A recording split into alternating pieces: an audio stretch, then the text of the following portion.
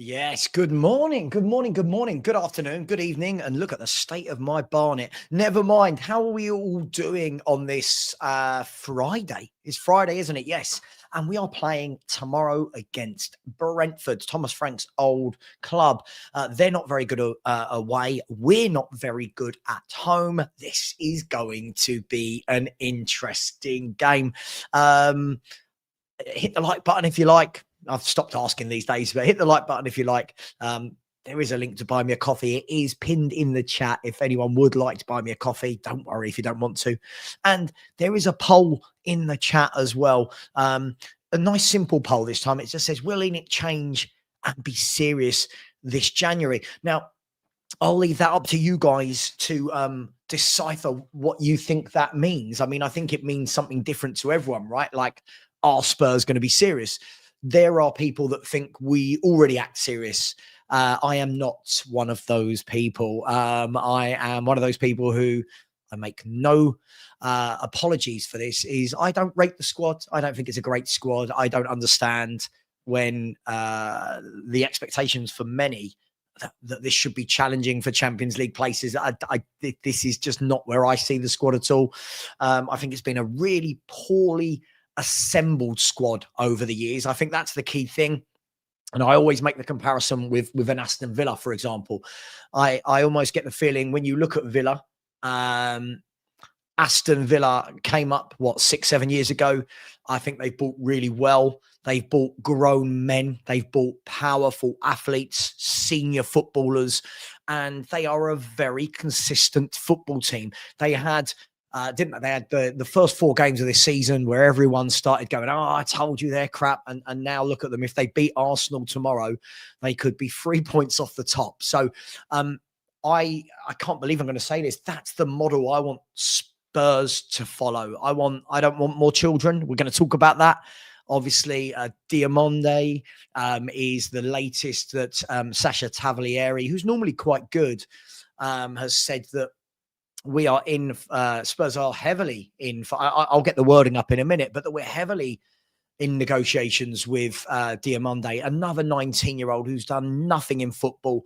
And it's not that, again, I'll caveat with him. We'll get into this more later, but I caveat with him the same way I do with any youngster is in 2-3 years, you don't know how good they're going to be. But I just don't feel that we need any more let's wait and see type players at this club. We actually need some, we know what we're getting from this club, right? And again, this is why people always say, oh, you support Villa. I don't. I'm in awe of what they've done there in the last, since they came up. Look, most clubs come up, up and down, up and down, up and down. Villa came up, established themselves, now are in the conversation every year for the last 3-4 years for Champions League football. I'm not saying they're getting it every year, but they're in the conversation. And they're going and buying players that, let's be fair, most of our fans turn their noses up at. I mean, Tielemans, great signing. Tielemans is an absolute fantastic signing.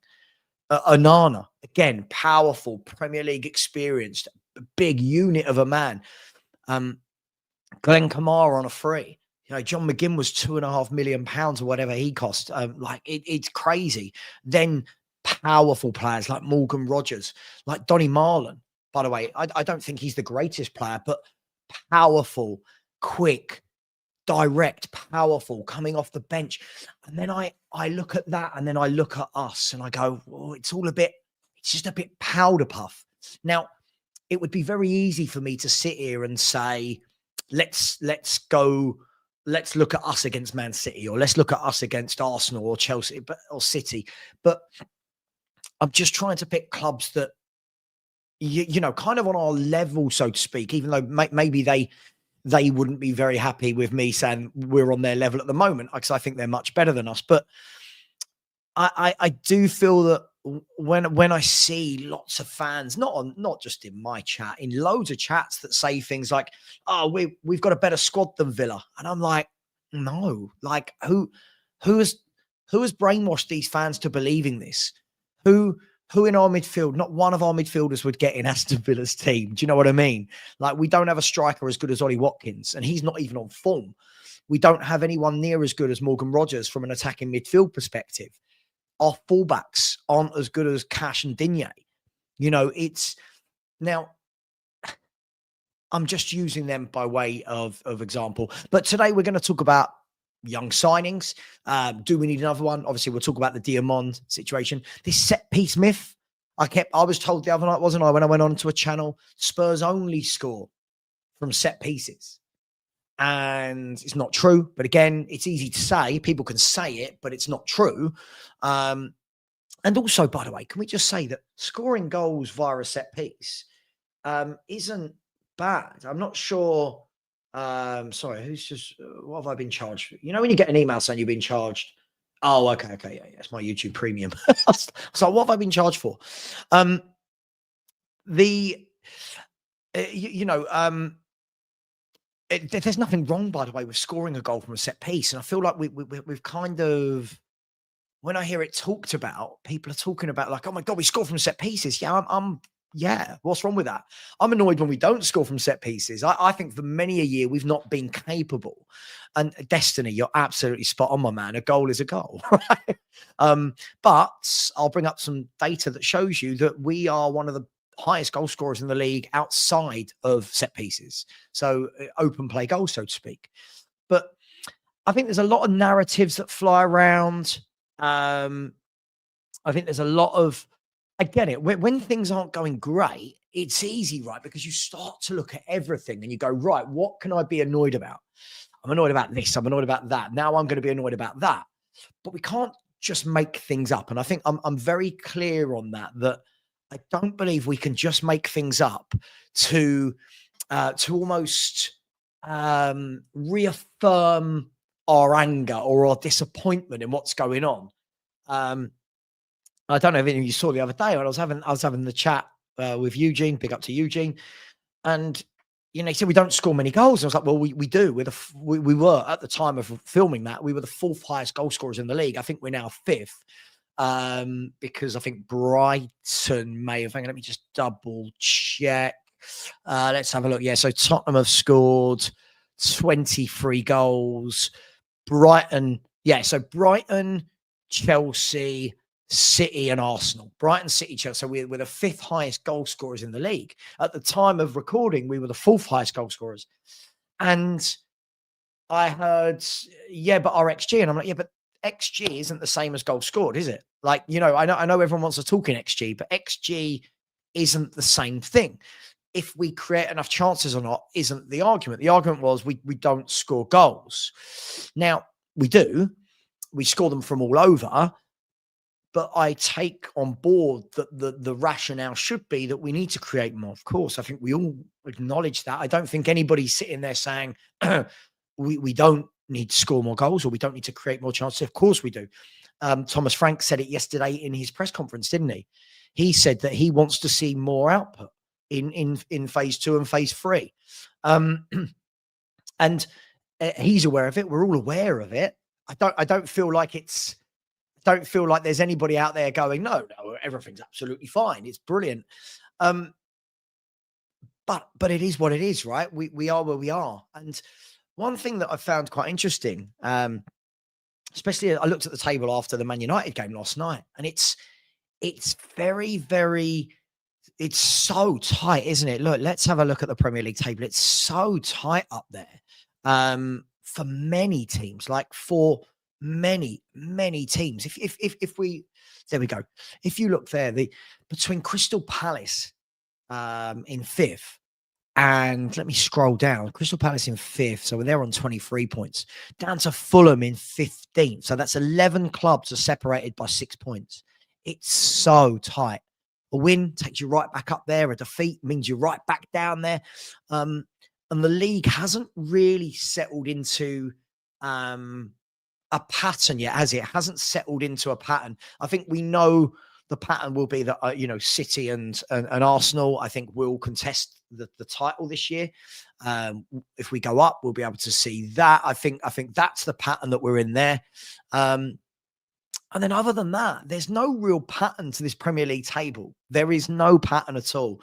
You've got teams, and this is why I don't buy into this myth when everyone just goes, oh, so-and-so are crap and so-and-so are crap and we should be battering everyone. I don't think there's a lot between the teams now. I genuinely don't.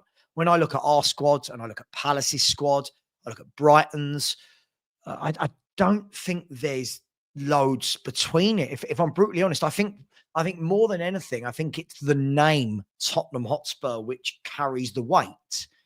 But I actually think when you look at, like, when I look at a Crystal Palace, I look at lots of their players and go, yeah, I'd take you.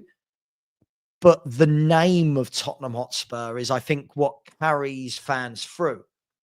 I think it's the name of, oh, well, we're Spurs, they're Palace, we have to beat them because we're Spurs. And I think it's, I get it. I get it. But I just genuinely don't think our squad is as good as people think. And sorry, if that triggers people or they don't want to face that. But I think until we realise that, and until we realise there's a massive job to do at Tottenham Hotspur, I just don't think we're ever going to be happy. That doesn't mean I want to see Spurs down in sorry, where are we? There we go. Sorry, I don't know why that happened. That doesn't mean I want to see us down in 11th place, but it's crazy, isn't it? You win a game, you could be 5th. You lose a game, you're 12th. I feel like it's going to be like that for a lot of the season for a lot of these football teams. Everyone seems to be beating everybody. No one seems to be able to put a really good run together. I think the only teams that are putting good runs together, again, you look at Chelsea Villa have won 5 of their last 6. Bless me. Villa have won 5 of their last 6.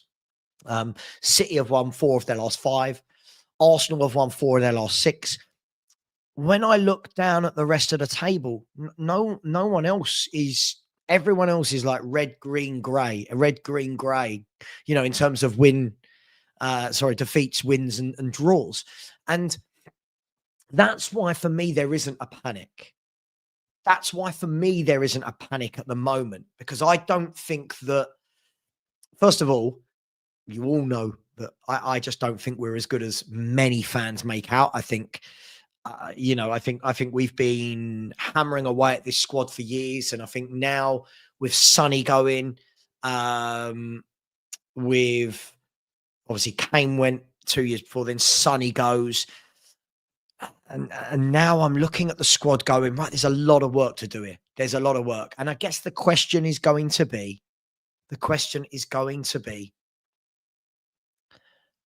have the owners got what it takes? Have they got the ambition? Have they got the will? Have they got have they got the balls, so to speak, to say, you know what, we want to be better than the rest. We want to push into that. And at the moment, what I've seen us sign, nothing tells me yes is the answer. At the moment, what I've seen is we're very much like the rest. When I look at signings of Tells and Odebers, Grays, Bergvals, when I look at these types of signings, I look at that and go, well, that's what I would expect a Brentford to sign, a Wolves. I don't look at that and go, yeah, Tottenham mean business. And I think that's where I'm very different to a lot of Spurs fans. And unfortunately, what you get the people that just say things like, well, Sunderland are 6th. Sunderland are having a good season. Yeah. Sunderland are doing well. Sunderland also play once a week. You know what I mean? Like, Sunderland also play once a week. They can put the same 11 out every single game. Also, if we're going to be so narrow-minded that that's all we look at, if we're going to be so narrow-minded that we take the team that's doing well at the time and go, but what about them? Well, what do you do? Because if it wasn't Sunderland, do you remember before Sunderland, before all these people now that are going Sunderland, a month ago they were going, but Bournemouth, and Bournemouth have fallen off a cliff, right? So for me, I don't think any of these clubs are better than the others. I think, by the way, I think Sunderland have done a really good job. I think Reggie Lebree's done fantastic coming up. He's bought sensibly. He's put a good team together there. And you know what? He's doing really, really well. He's doing really, really well. But we can't just say, let's be fair, right? If we look at the league table, couldn't we say that? Well, why are Brighton below Sunderland? Why are Man U below Sunderland? Why are Liverpool below Sunderland? Why are Everton below Sunderland? Like all of these people, right? All of these people that are below Sunderland, but our fans use it as a stick to beat us, right? Why are Newcastle below Sunderland? Why are Fulham below? Like we could do this game all day long, couldn't we? Why are we below them? You could say right now, well, look at Liverpool. Why are Liverpool below any of those teams? They spent nearly £500 million in the summer and they won the league. So I get it. And this is the difference for me. I don't if we can have football conversations, I don't like them when they're so baseline that they're almost pointless talking about. Like I think if one of my friends turned around to me, like in the pub, and said, "Yeah, but look at Sunderland," I'd be like, "I'll have a day off." Like I'd be like, "Really? Surely you've got more up there than to go. But what about Sunderland?" It's crazy. There's so many different things. Sunderland coming up on the crest of a wave. They're on a high. They spent money. They play once a week. And the manager's done really well. Spurs are a mess. We're a mess. And I've said for a long time, I think it's going to take a long time to change that. It's not just the players, it's the culture. I think there's a lot that needs to change. And I do feel that this is why I like having really good, sensible football conversations with people. I love a good, sensible conversation. Yeah. I love having a good, sensible conversation. But when we're just going, Sunderland are above us. Yeah. All right. They are right now. But I don't know what that's got to do with all the issues that are going on at Tottenham Hotspur. Do you know what I mean? Hey, it is what it is. But I just don't go along with this childish narrative. You know what I mean? I don't think sometimes that fans take into account playing twice a week. As I said, I genuinely, one of my biggest worries going into this season was that I didn't feel we'd bought for 2 games a week. I didn't feel that we had put enough maturity, enough know-how, enough quality footballers that we could go Saturday, Wednesday, Saturday, whatever days you play. And that's the worry. Now, I'd be really interested to see what would we have been doing now if we were playing once a week. Now, I don't know, right? It's a finger in the air exercise. I don't know. Maybe you see a lot better because then we're able to play the same 11. So, for example, when I see people saying just keep playing the same 11, it just doesn't work like that. Then the argument from those people is, yeah, but they're paid hundreds of thousands of pounds a week. That doesn't mean the body can just keep going. The other night, I mean, look at the uproar. Look at the uproar, right? When Van der Ven was rested for the game. It's madness. It's absolutely madness. Fans think that players can just keep going and keep going and keep going. And then if Van der Ven does get an injury, people will go, I can't believe it. He's overplayed them. And I feel like sometimes I just think take a little step back and think, why has this decision been made? Right? Why has this decision been made? And it turns out Danso had an excellent game against Newcastle. But again, that's what you get, right? Every time a team is announced, I think at the moment I'm seeing a lot in shows. People are comparing, well, this manager had this many points at this stage, and this manager's got this many, and this manager and this, and you're like, well, surely that's going to change game by game, isn't it? Like I don't know, what do we do this? So right now, by the way, Spurs. I mean, I don't really subscribe to this. I don't think it matters when people are going, oh, we've got less points in this stage last season. Just so you know, if Spurs draw tomorrow, then we will do the exact same amount of points as this time last season. And if we win tomorrow, we will have more points than after 15 games last season. But what does it really mean? You might then lose the next one and you're below, win the next one and you're above. I don't know. I don't know what we're gaining from this. I don't quite understand where people are coming from. It feels like we're at this stage now where we want to use everything as a stick to beat the manager with. And that's fine. I get it. If you don't like the manager, you don't like the manager. But we're now using everything as a stick to beat this guy with. Rather than saying, right, let's go forward. Let's see what happens. We're not doing that. We're analyzing every single interview. We're analyzing every single XG stat, every single possession stat, and I just think if we are not going to take the time, if we're not going to allow things to progress, then people will never be happy. And unfortunately, they'll never be happy. You know, it's the same people, isn't it? I see the same people all the time are the same ones that just run out the same lines. Stanley, come on, what's this? Come here. Leave mummy alone. Come on. And that's the problem, right? Is everybody before the Newcastle game, we're going to lose 3-0, we're going to lose 4-0, we're going to get battered, I don't know what we do. Then when we get a point, everyone's still complaining. You're like, hang on, we would have killed for a point before the game. And then you've got the same old people going, oh, why are we celebrating a point? Well, a point, a very tough away game is good, right? So I feel like we do need to get to a stage where as a fan base, we kind of settle down a little bit, right? And allow things to, hey, excuse me, come here. And sorry, the dogs are trying to get in with the wife who's on a work call. So she's locked them out the room and they're just trying to scratch at the door to get into her. Come in here. Hey, come and sit with me. So anyway, I think it's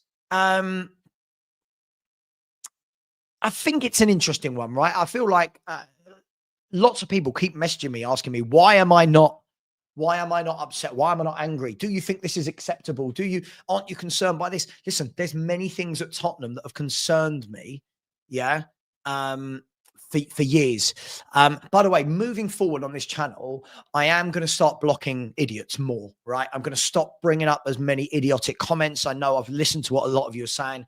Unfortunately, we have a very silly online fan base. Unfortunately, most of you are brilliant, but we have some real characters that just let it down.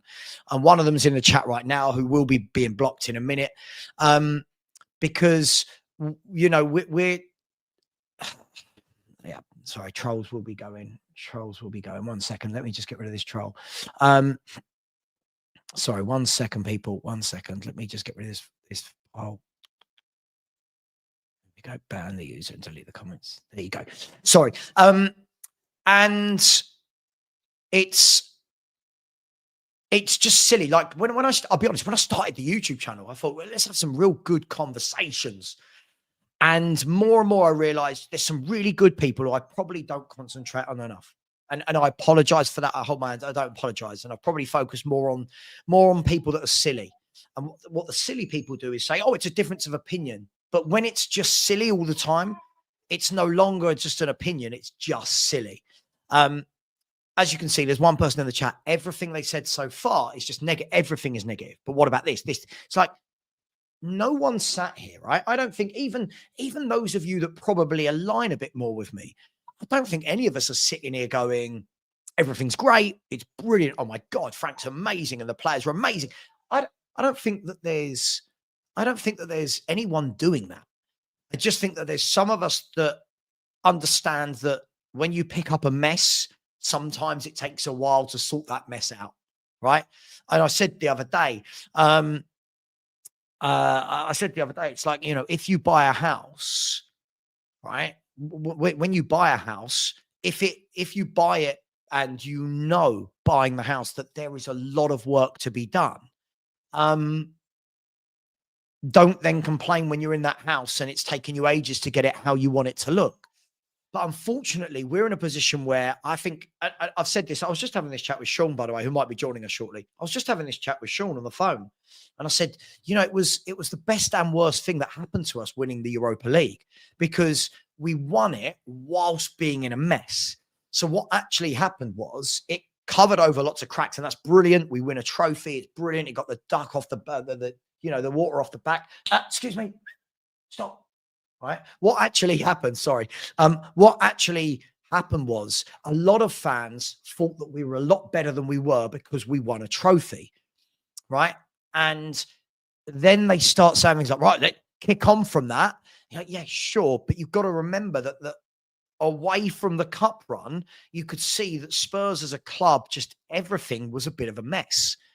And in the summer, you can see that, right? Because brand new manager, 6 or 7 brand new coaches, brand new medical team, new CEO, new exec director. There's a new director of football partnership. When you look at all of those things that changed over the space of one summer, but then you get to the start of the season and people are going, right, why isn't it great? Well, it's not going to be great. It's going to take time. Things take time. And I know in life, we're not in that era. We're in an instant era, aren't we? If you want anything, you can get it next day delivered, right? If I want something, if I right now go, oh my God, I need a new chair, right? I go on Amazon and it's with me the next morning, right? Back in the day, it didn't used to be like that, did it? Do you know what I mean? So we're in that era, and I get it. And I want Spurs to be winning titles and Champions Leagues like the rest of you do. But we are in a position where Spurs aren't what we were, right? And this is where I really agree with Danny. A lot of people talk like we're a massive club, and we're a big enough club. Yes, of course we are. But I think that a lot of people, yeah, thanks, Michelle. Yeah, I'm showing my age. I think a lot of people talk about Spurs as though there's a God-given right to be in the top 4. And of course there isn't. And they talk about Spurs as though we are in the same breath as Liverpool's, Arsenal's, Man United's, and unfortunately City and Chelsea have paid their way in the last 20, 25 years into that echelon, haven't they? They've paid and built themselves up via money to be in that sit at that top table. It's being honest with yourself, I think sometimes is really important. My mum always used to say to me, rest in peace. My mum always used to say to me, right? I'd go to her and I'd moan about something. I'd go, I want to do this. I want to do that. And she'd go, right, take a minute. Now think about it. You want this to happen now, but think about what needs to happen for you to get to that goal.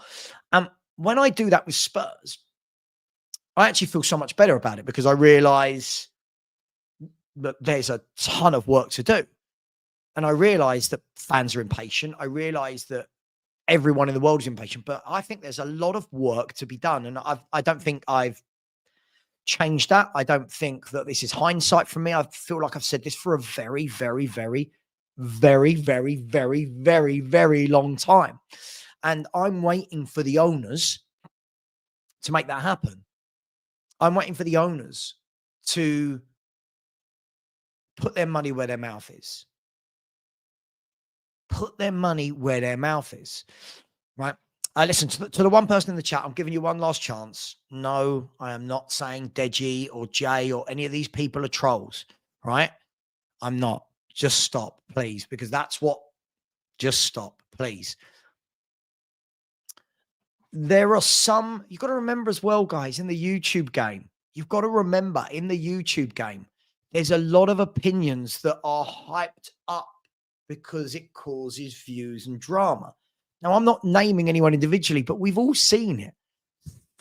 Look at so many people when they do their watch-alongs and they're falling off their chair and they're smashing their TV screen and they're crying. Like, that's not normal, right? But it gets views, right? It turns into a clip. It gets views make money. And look, unfortunately, I feel like my opinion on Spurs at the moment isn't very dramatic. It's not dramatic. It's not, oh my gosh, can you believe Savva said this absolutely outlandish thing? Savva's gone crazy, because I see that this is a football club that needs a lot of surgery. I think for years, I think the best analogy I can say, I think for years, we've been putting plasters over what needs surgery. It's the equivalent. I think we've needed surgery for ages and gone, don't worry, just put a plaster on it. That will hold it for a little bit. And unfortunately, the plasters now aren't working. And I think we've got to a stage over the years where you go, well, this is what we've built. This is what we've built. Right.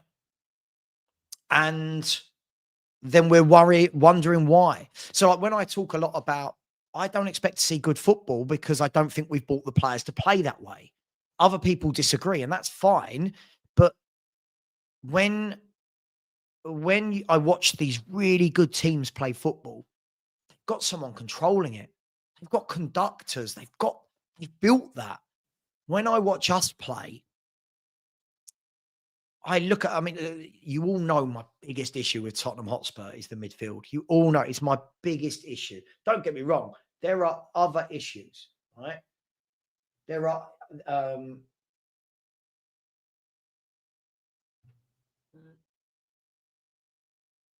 sorry.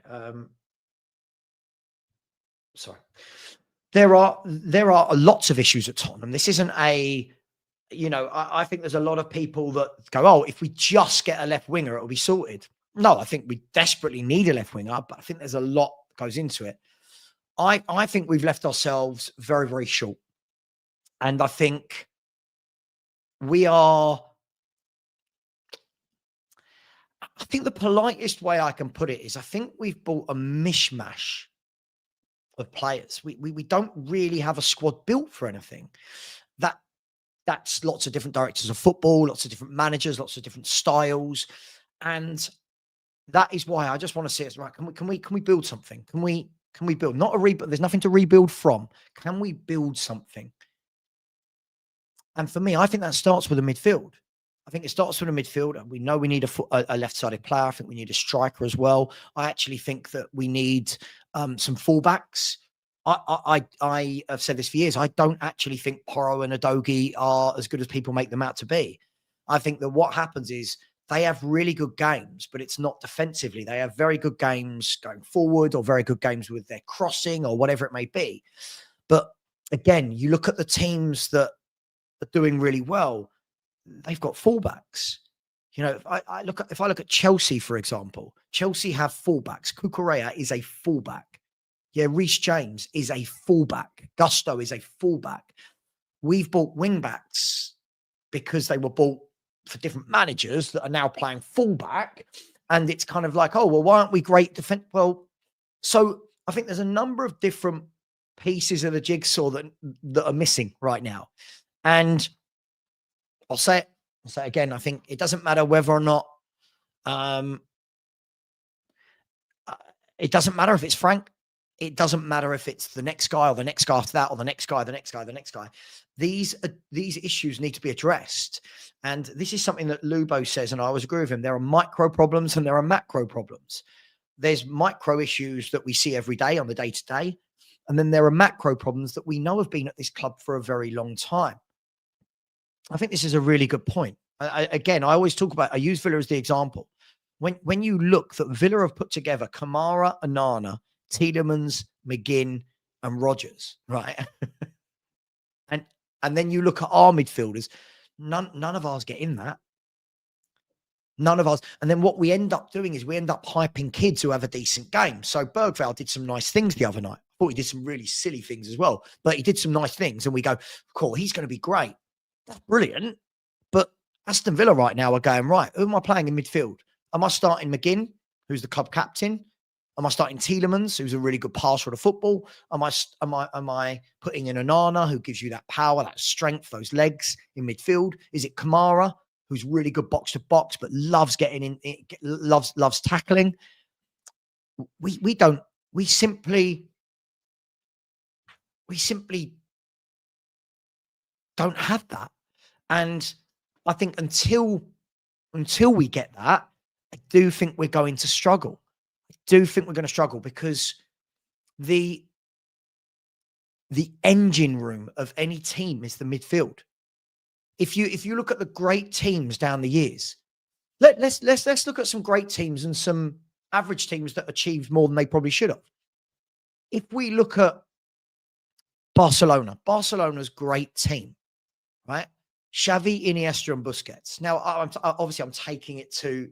I'll go down a level in a minute, but we're, Xavi, Iniesta, and Busquets. If you look at Man City's teams, you've had either a Fernandinho or a Rodri dominating that midfield. You can other players going around them, but you've always got that guy that conducts.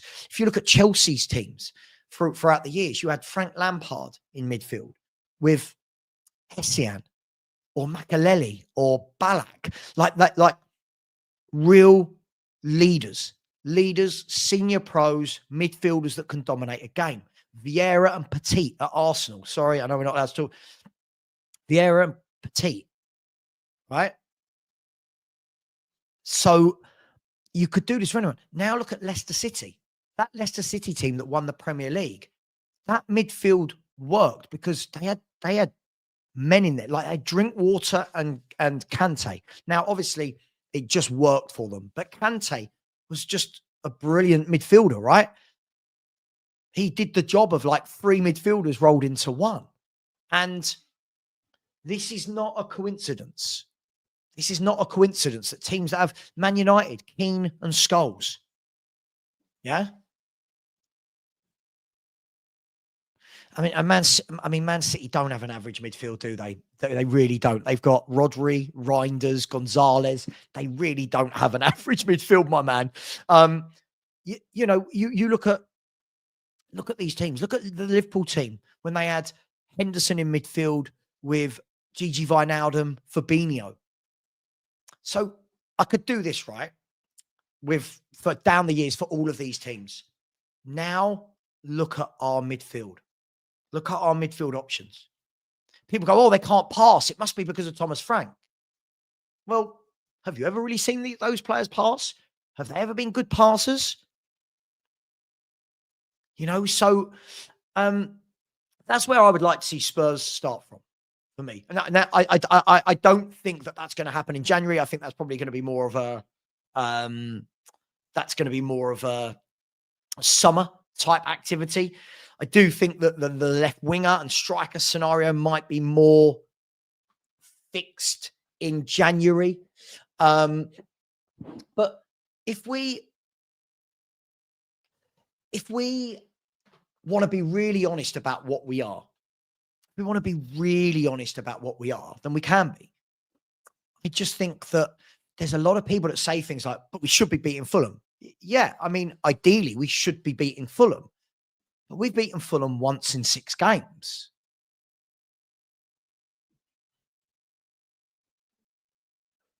Oh, look at the phone. Oh, lovely. You going Chestnut? Okay, I'll send you what I want. If we're sorry, my wife's asking if I want any food. So if we're going to be brutally honest, let's be brutally honest. But I see a lot of our fan base, they change their mind every week on what player they like and what player they don't. One week, Mwani's shit. 1 week, he's brilliant. 1 week, Bergvall's shit. 1 week, he's brilliant. 1 week. I haven't really changed my mind on any of these players because none of them have really done anything to make me change my mind for years. I need to be convinced by many players. I'm somebody, I'm hard to please in terms of football, right? But I will never change my opinion, right? I will never change my opinion on the fact that the squad is not good enough. We need better players and we need to stop buying children. We need to stop convincing ourselves that every youngster we buy is the greatest thing since sliced bread. We need to stop convincing ourselves that give it 3 years and you're going to be in the mud, all this mud. You're going to be in the mud when this player finally comes good in 2030. Sure. So I think this is absolutely it, Lee. I think this is absolutely it. What happened creating a spine? Absolutely. Where's our spine? I don't see it. I see we've got a weak goalkeeper. The two centre halves are fine.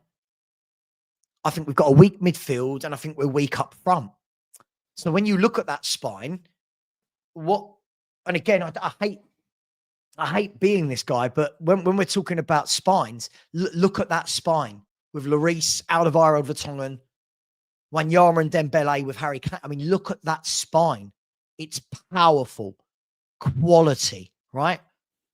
And now I look at the spine, and I think the problem that I have is, it's like when people said we should just beat Fulham. I thought Fulham had a better midfield than us. Right? I think Fulham got a better midfield than us, for example. And I think one of the key things is, again, I talk about baseline conversations. 1 second. Sorry, chicken roast. Can you? Oh, 1 second. Sorry, bear 1 second.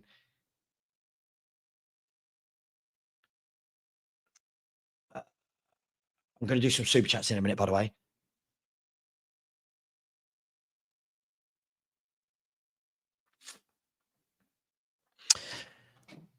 When we talk about baseline conversations, I think it's so simplistic to say, well, we should beat them, we got better players. Now, of course, like, sure. But imagine that always happened. Imagine the team with the better players won every time. Man City would never lose a game, would they? Liverpool would never lose a game of football, right? The league would be concluded before anyone's kicked a ball. And that's my problem with that. Of, should we beat Wolves? Of course we should beat Wolves. Of course we should. No one's saying we shouldn't. But unfortunately, football just doesn't work like that. Sometimes, if you're not in good form, right? If you're not in good form, sometimes it doesn't matter if you've got a better team. Look, Liverpool. Liverpool should beat Sunderland 10 times out of 10. But they didn't. They didn't, did they? Man City have lost games this year that they shouldn't have lost. That's just the way it is. Barcelona lose games. Real Madrid lose games. It's not an exact science. It's not an exact science. So I look at Fulham. Should we be beating Fulham? You'd like to think so, but I would have liked to have thought so the last 6 times we played them, and we beat them once. So that's not this manager, is it? Wolves. We've beat Wolves once in 6 as well. So I think it's very difficult. I also think that I do think we've got, for some reason, the terminology's gone out of my head. I can't think of the saying. We've got somebody in the chat will tell me. I think we've got this syndrome where there's a word for it, but we've got this arrogance that we just think we're going to rock up and beat everyone. And I don't think we've got that level of player. I don't think we've got that level of ability. I don't think we've got that aura about us over the years that we're just going to rock up and beat Fulham easily. You know, I look at Fulham as a well-organized team, right? A godlike complex. Yeah, I suppose. Yeah, entitlement. Yeah. Sorry, for some reason, words just escaped me there. Yeah, I mean, arrogance, God complex, arrogance, entitlement, whatever you want to call it. I think that I think there are a lot of Spurs fans that look at the team and see a very different team to what I see. I looked at that 11 that rocked up against Fulham and I go, is that a team that should just stroll past Fulham? I don't think it is. Now, should we win? I'd like to think so, but I don't feel that we've got this entitlement. I looked at that team. I look at Bergvall. I look at Gray. You know, I look at who else started in that game. I look at Dogie. I look at these players, and I don't actually look at those players and go, "Oh my God, we're superior to Fulham." I don't. I would take Fulham's fullbacks in a heartbeat. I'd take their goalkeeper. I'd take Sander Berg. I'd take Josh King. I think he's a good player. You know, I think they've got some good footballers, but what we do is we seem to have put ourselves on this pedestal again, don't we? That we're better than everyone, where our actual form over the last 3, 4, 5 years tells you we're not that team. we're not that team. You know, we're not that team. We haven't been that team for years. We have not been that team since Poch's team. We've not been that team that just rocks up and you go, we're winning this. Do you know what I mean? We're winning this game. And I think the difficulty is, I know some people don't want to come to terms with that. And I understand that. But that's why I'm very patient with what's going on.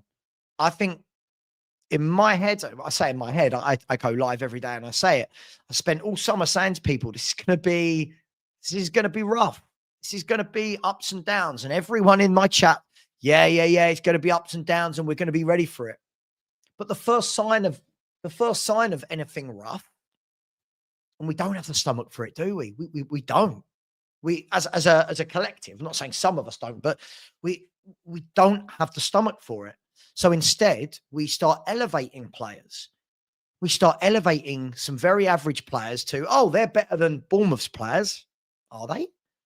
I don't look at Johnson, Tell, Odegaard, Richarlison, Sarr, Bergvall, Gray, Adog. I don't look at those players and go, they are better than Bournemouth's players or Fulham's. I look at these players and go, very average. Very average. Right? And I think the board know that now. Now, whether they want to do anything about it, I think Thomas Frank knows that. And I think that's the difference between me and some other YouTubers. I think it's very easy to go on these panel shows, throw your toys out of the pram and we're shit, get rid of this, get rid of this, get rid of this. But I don't think that's the reality. I don't think that's the reality. And I know that reality is not always welcome. I get it. But I've made my peace with Spurs that this is how we're run at the moment. And until they show me something different, I'm not going to believe it. You know, I look at Brighton now. Why are we better than, like, people go, Brighton are above us, but I think Brighton got some really good footballers at their club. I don't look at our team or Brighton's team and go, oh my God, there's a golfing class. I don't see that at all. I think I see that Brighton, and again, here's an interesting thing for me. When people say things like, oh, it's just Wolves, it's just Fulham, it's just Brighton, it's just, what we've got to remember is those clubs have been built over time and built with a direction. So the players they bring in, even if they're not that level, because those clubs can't buy players at that level, they bought the right players, right, for the right system.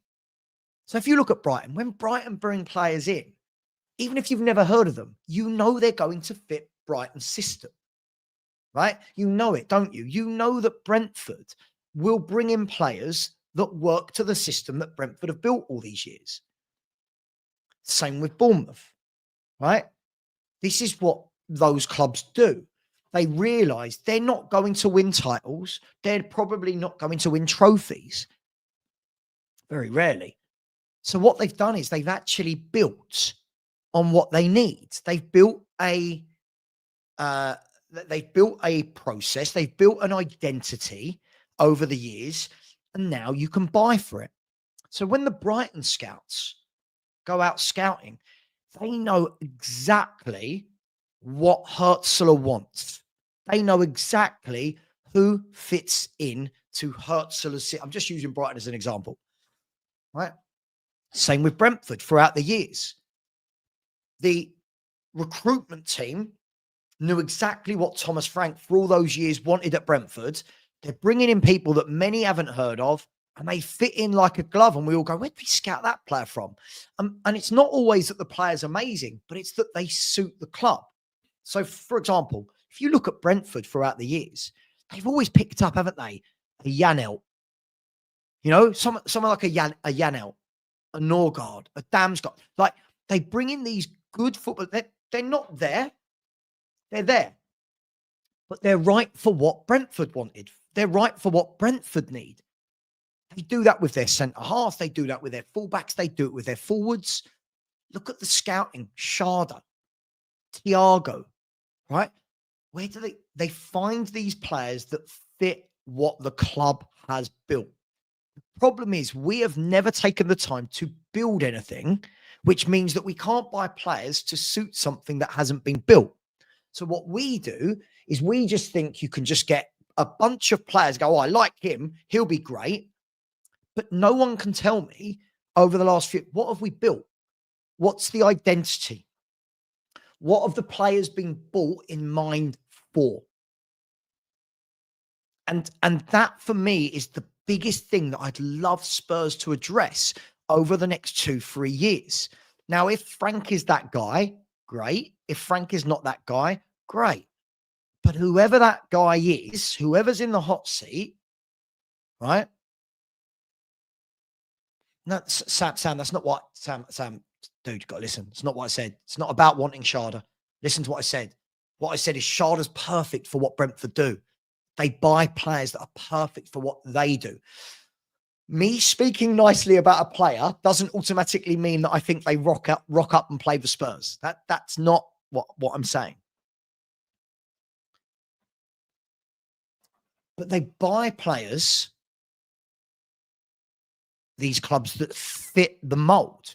Now, one of the things, I mean, I was having this chat with Sean earlier. So if you actually have a look, right, Arsenal have had Arteta for 6 years, right?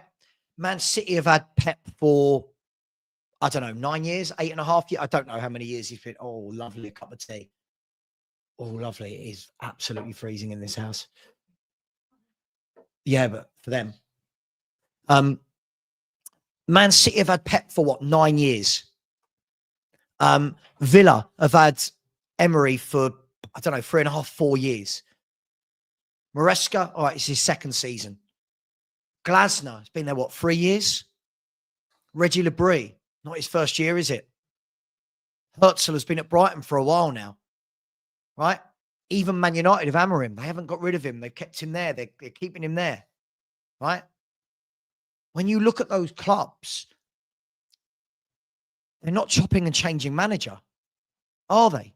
Even Man United, that aren't the greatest team, have said, well, we're gonna stick with our guy.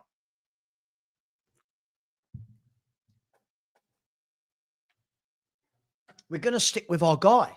Now, Man United fans, there might be some that are going, wow, what are you do? Why did you do that? We don't want him. But what it does, it set a clear direction that, hey, this is our guy. This is who we're going to build with. And I think there's something quite good about that. I think there's something quite ballsy to say, this is the guy we want. We're going to back him.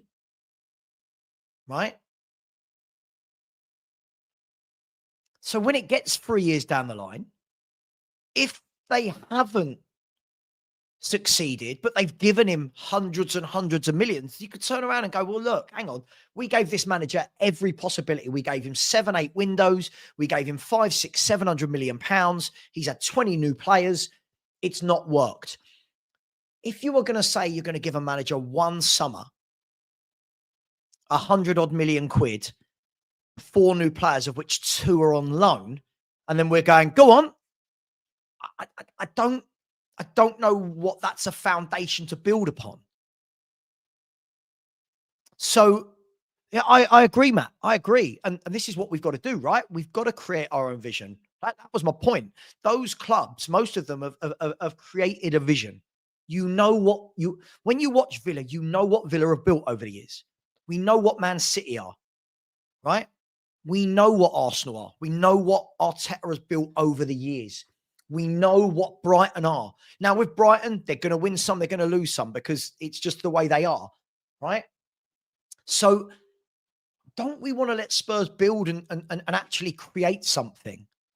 And I think all those that are just screaming out every time we don't win a game, you're not going to have the time to implement anything. Now, many of you out there, you will have office jobs or whatever jobs you've got where you've managed people, you've built something. And you'll know that when you took over, you got the job because somebody else was sacked or something was going wrong or they want to build something. How quickly did you go into that job and implement what you wanted? You know, you'd be very hard pushed to say, I went in and from week one, we were amazing. Look who it is, Sean. Look who it is. Let me just do some super chats before I bring you in, Sean. Good morning. Because somebody has, by the way, guys, some of you might have seen a short I posted yesterday in terms of I want to try and get a group of YouTubers together and viewers to go and spend an afternoon in London where we buy sandwiches and coffees and we go round to all the homeless people and give them out. Not filming it, not a vanity project. I don't want it filmed. I don't understand that. If you do something good, you don't have to film it. So I asked to see if anyone wanted to join me with that, and we can get a date in, 25 quid in each, buy food, blankets, whatever, just go around giving them out, because no matter what bad spell we're in, some people don't have a roof, right? Some people don't have food. So, and off the back of that, Philip Randall just put in a £100 super chat. Wow. And said to help with the homeless run. I mean, Philip, humbled is the word. Almost brings a tear to my eye, if I'm honest. Look, I need to put the meat on the bones of this, but this is absolutely sensational. And I mean, just think how much you can buy with it. Philip, I'm going to bring this up again at the end of the show because I don't feel like anything I can say is going to give it enough justice. You're a top man, Philip. I'm going to come back to that at the end of the show as well and say thank you again. That is absolutely amazing. I really appreciate that. So I will come back to this. So thank you so much, Philip. Big up to my man, Rain, who said for speaking the harsh truths in the right way. Listen, my harsh truths, right? They're not going to be everyone's, but yeah, really appreciate you, Rain. Thank you very much for that, buddy. Tony Rodriguez just put in a super sticker. That's Sweden, isn't it? That's Swedish money, the old SEK. Big up to you, Tony. We're like a currency shop on YouTube, aren't we? All these different currencies flying around. Big up to you, Tony. Really appreciate you. Big up to Donna Cullen, who's back. Said, Mr. Savva, are you upset with me?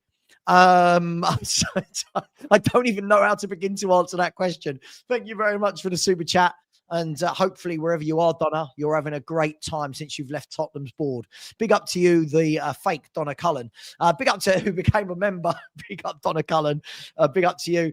Mario Kit Boss. I love that name. Oh, Kitty Boss. Thank you very much for the super sticker, my man. Chew, bloody chew. And Dean Law, always knocking around the Spurs chats with the super stickers. Thank you very much, Dean. Really appreciate you. We call Dean Law Chewdini. Chewdini. I like that. Yeah. I like that. Chewdini. And Philip, we will come back to this at the end, and I'm going to talk a bit more about what I'm planning to do. So thank you. Thank you so much for that, my man. Sean, just having a chat in general, really, about, I don't know, about what Spurs need to do in terms of actually getting an identity, and not just Frank, just in terms of what are we as a football club? Have we tried to create something like that since Poch? I don't know. Is that fair to say that we haven't? Would you be able to tell me what we are as a club right now in general, not just under Frank? Yeah, we're lost, aren't we? We're certainly lost. But I don't know what we're doing. I'll tell you what. One thing I would say, right? There's a couple of transfer links out today. That if they're true, then it's a little bit concerning if we're trying to emerge into an identity of how we're going to play football. And I think on the back of like the Fulham game where we put the ball into the box 17 times in the first half and didn't get any of them converted, crosses wise, and then try the same. You know, we've done quite a lot of that this season. And then you see links to certain players like Matteo Pellegrino of Parma. Right, the Tottenham apparently are looking to get this kid. This guy's 24, 25, I think. He's like 6'2", 6'4". He's 6'4". He's like a Chris Wood type of. He's slow as a snail, right? Big, strong, hold up player, very good in the air. And I'm just sitting there going, I like him from what I've seen of him. I like him. He's handy, right? But he's not a great passer. He's not connect the dots. He presses well. He's a hard worker. He's a grit and determination type of guy. I'm just sitting there going, if that's true, and then you're looking at also players like, I've got no problem with this one, by the way, but Joel Ordonay, the Bruges centre-back, who's also a big big lump of a guy. He's actually very quick as well. But I'm just sitting there going, are we now kind of moving into this? We're going to become like a battering ram? Are we? Is that what we're trying to move into?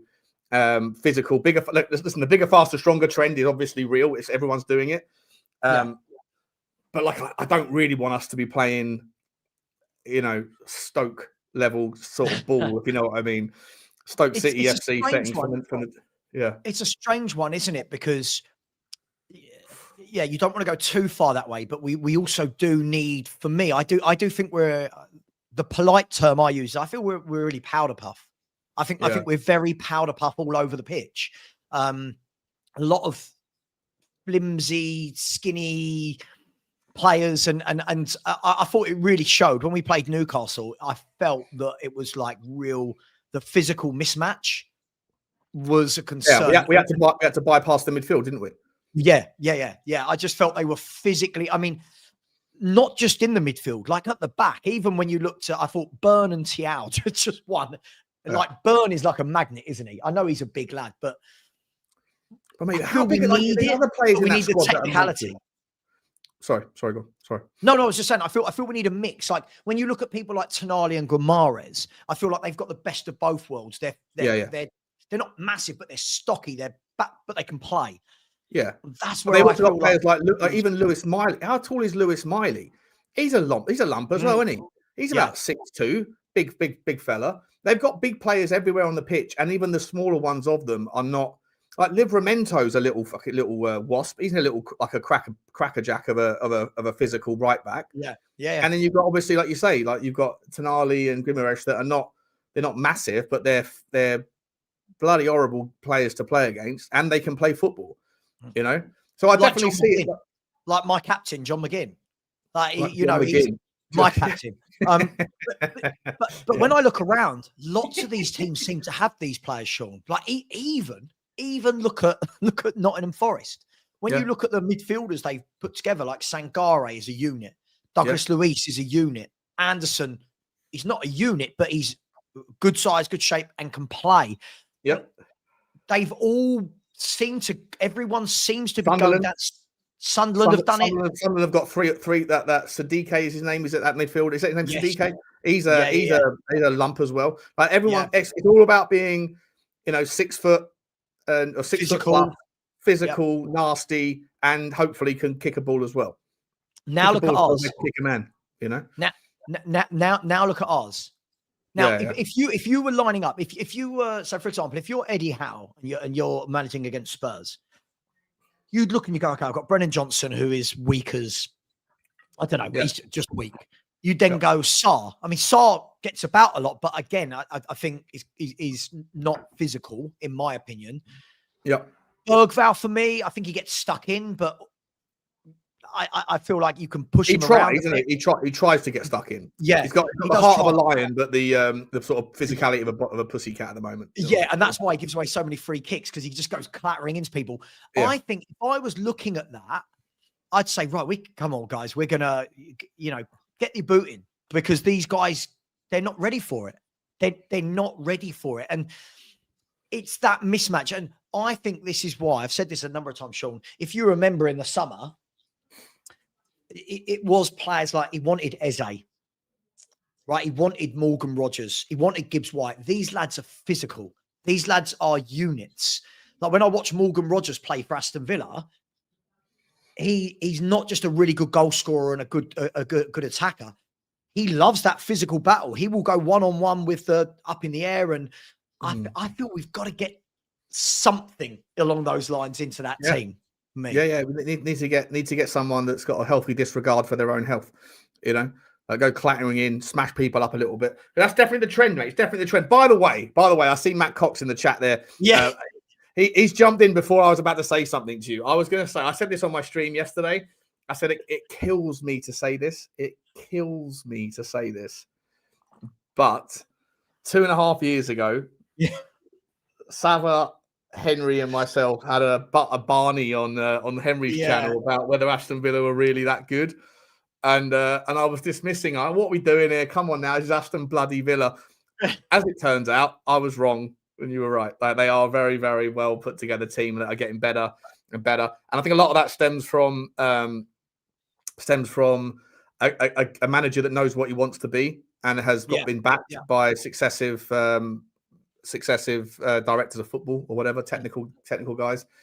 And they're very, very impressive, mate. So they've not gone and what I like about them, and I know everyone thinks I support them. What I like about what they've done is they've not gone and bought a Declan Rice at 100 million. They've not bought worldies. They just buy sensibly. Like, even when you look at their back four, right? And I know Spurs fans, I know we all hate Matty Cash because it's Matty Cash. But when you look at that Villa back four, right back, right? Powerful. Again, Luca Digne is an actual left back. There's none of this. Is he a wing back? He's a left back, does his job back and forward. Cash does his job back and forward. Torres, Pau Torres, Konsa, Mings. These guys are just solid Premier League footballers. And there's a lot to be said for that. And that's why when I say I want players like, I'm not saying only these players, I'd love like a Conor Gallagher in our squad, because I think he is that solid Premier League player that you know what you're going to get week in, week out. Is he the big, sexy name that fans want? I don't think he is, Sean. But players like that, for me, are what give you that basis. And that's why when you look at Villa's midfield, Tielemans, McGinn, Kamara, Onana, there's that bit of flair. Yeah. It's got the passing. It's got the power. It's got the experience. It's got the leadership. I then look at ours and go, and it will be the same tomorrow against Brentford. It will be. We'll all expect our midfield is going to be brilliant. It won't be. It won't. It won't have changed in 3 days. So I think there's a lot of work to do at Spurs. We had the phone call earlier. We said, we're lost. We are. As a club, I feel we are lost. As a fan base. There's a couple of players. I think that Manu Kone is a player that about 2 summers ago, I did a video, top 10 midfielders that I would like to see Tottenham get after, that's physical and that can pass and do what we haven't done. And one of them was Onana at Everton. Another one was a player like Ugarte. Well, I don't know what it is about Ugarte. He hasn't really landed at United, but I still think he's got that physical kind of. I think if he was to leave and go somewhere else, I think he would re-elevate himself. But another one is been lost for quite some time, right? Man, they're definitely lost. Yeah. Have you noticed a lot of those players that we all mock when they leave Man United? They'll do brilliantly, yeah. Right. Anthony left United, great. Garnacho is doing well at Chelsea. You look at Rashford at Onana in Galatasaray. Well, Fenerbahce, where is he? Fenerbahce. Yeah. Rasmus Højlund. There's loads of them. And I guarantee you, Kobbie Mainoo will leave if he finally gets his exit. He'll leave and go on to become a really good player. Agreed. Agreed. Yeah, absolutely. Yeah, I think there's so much similarity between Tottenham and United, by the way. So much. I completely agree. 2 clubs for me that have had lots of different managers in the last 6-10 years. No real direction. They've bought loads and loads of players for big money that haven't worked out. And one second. I was at my door. 1 second. Be interesting to see what the chat think. I mean, Man United. Look, Man United have done what some fans have asked for, but what some fans don't want. They've actually turned around, haven't they, with their manager and said, right, no, we need to stick with a manager. We're sticking with a plan. This is our guy. Yeah, is he the right guy to stick with, though? I mean, that's on them, right? Did you see Terry Fleur's? Did you see his unbelievable meltdown last night? No. I don't watch I want to smash this glass in my face. It was hilarious. Absolutely hilarious. There's a lot to be said for it, right? Because look, I think this is the beautiful thing about football, right? We can all pluck an opinion that backs us, and somebody will always retort with an opinion that completely goes against you. So we can all use the example of Arteta and go, well, look at Arsenal, can't we? We can all go, 8th, 5th, fans wanted him out, meltdowns every week, YouTubers in the Arsenal world just cutting their money. Now everyone's going, well, look at Arsenal. They don't lose games. They just don't lose games of football. Look at the squad. But there's nothing to say that if every club does that, it's going to have the same outcome. But fair play to the Arsenal board. They've backed him. They've stuck by him. They've backed him. And now he's at the stage, Sean, where, let's be fair, Arteta's got no, like there is zero excuse. Injuries, he's got no excuse to not win that league this year. Yeah. So should Spurs do that? Is that what Man U are trying to do? So that in 3 years they can go, well, look, we stopped buying him, and look how great we are. I don't know. I don't know. I think this is, well, I was having this conversation with you earlier, right? I think some people say, Lubo makes this argument that like, oh, the teams that have successful periods have long-term managers. Therefore, keep a manager for a long time and it's got a higher likelihood of success. And there's some logic to it, but there's also logic to what Stell says, which is you have to put wins in the bag. You have to get some brownie points to be able to justify this. Because generally speaking, the managers that have a long period of time, I don't know whether it's the tail wagging the dog or the dog wagging the tail, because I think that, you know, success gives you a longer contract, gives you more time on the side, but you have to. Like just backing a manager blindly and sticking with it. Look at David Moyes, right? When David Moyes was at Everton, when he was there, Everton were still part of the old Big Four or Big Five, whatever, back in the day. And that's when he started. And they didn't win anything, but he was there for 7-8 years, you know? And I think the last time Everton won something was 1995. So, like, that was the FA Cup. So, like, it's not always a guarantee that managers that are there for a long time are going to build success. Do you think that and this all goes back down to the trophy argument, right? Do you think that there are ways of judging how well these managers have done without the trophies? Because Everton, for that period of time under Moyes, the first time, I think it was he never had them outside the top 8 or something for like 10 years or something. It was something ridiculous. Yeah, he was solid, but not. Yeah. That's a success, or do you lean into the fans that would go, well, hang on, he didn't win anything in that time, so he's not a six. Like, where does that sit? For me, mate, I've always been the same about this. I'm not someone. I don't think that trophies are things that you should expect all the time, and that you immediately consider yourself a failure if you don't win a trophy. Like, there's plenty. If a season with a trophy is success and anything without it is a failure, if that's the sort of binary line in the sand, then 99.9% of teams and managers and players fail every year. And that's just a ridiculously negative way of looking at things.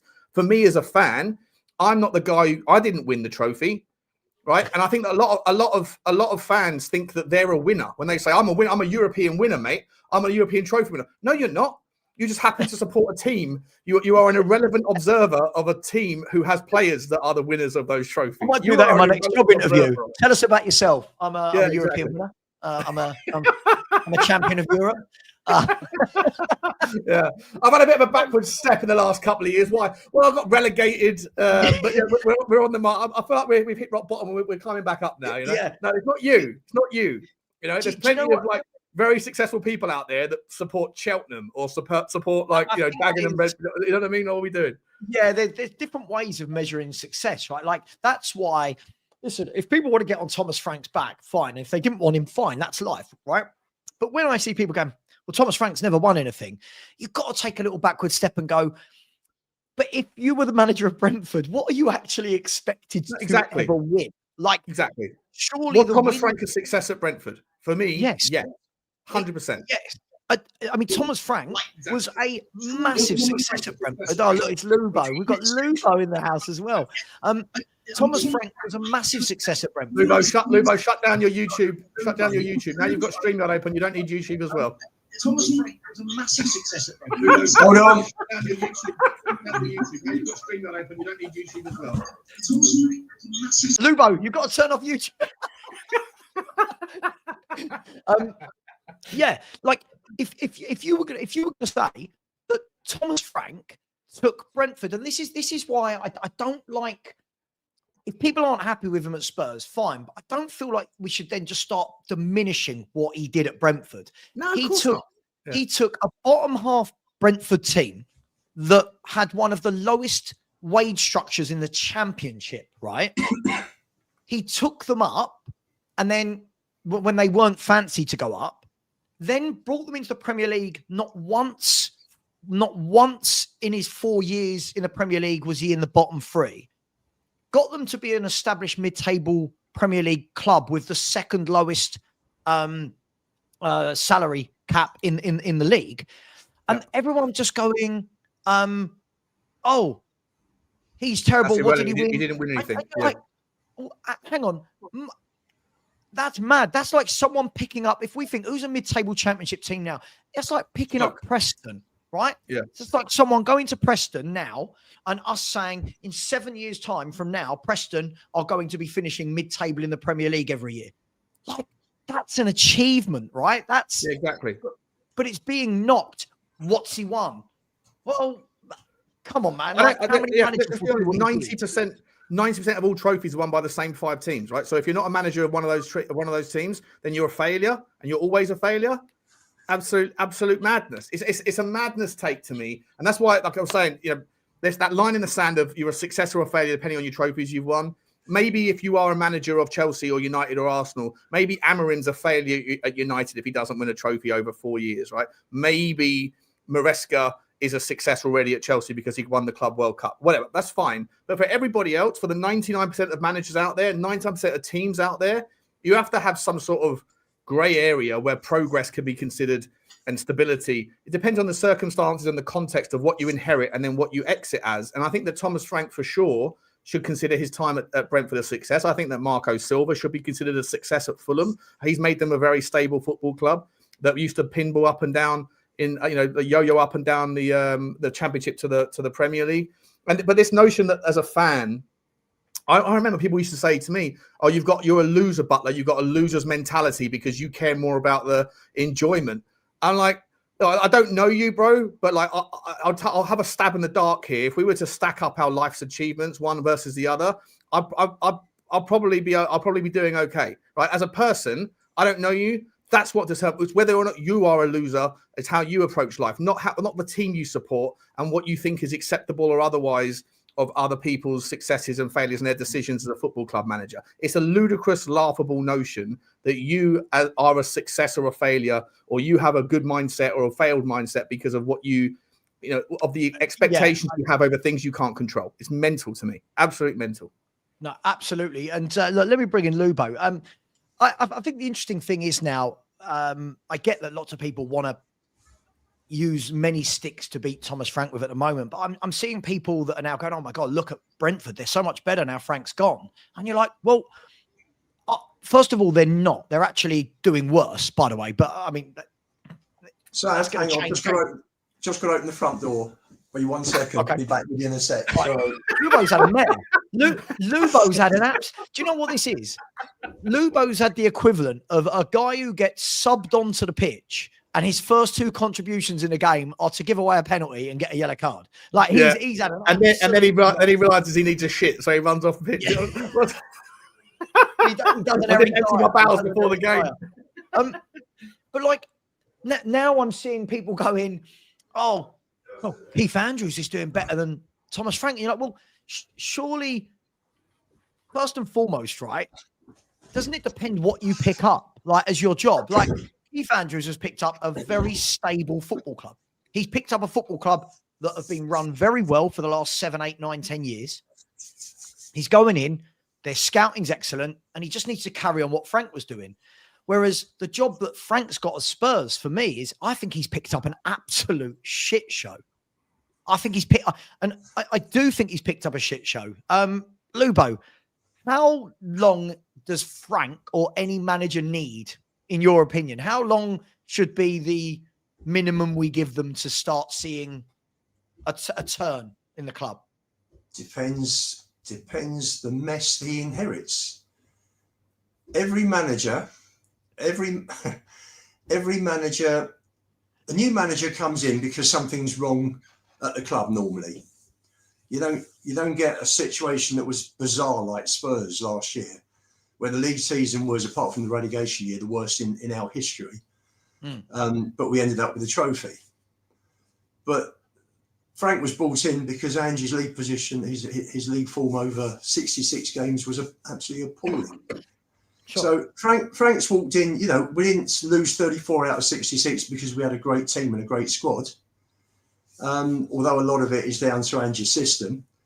So, and Frank's come in, we've got a squad that's nowhere near as good as the top 4 plus Newcastle and Villa. So we're at a disadvantage to start with, and it's going to take him time to put right.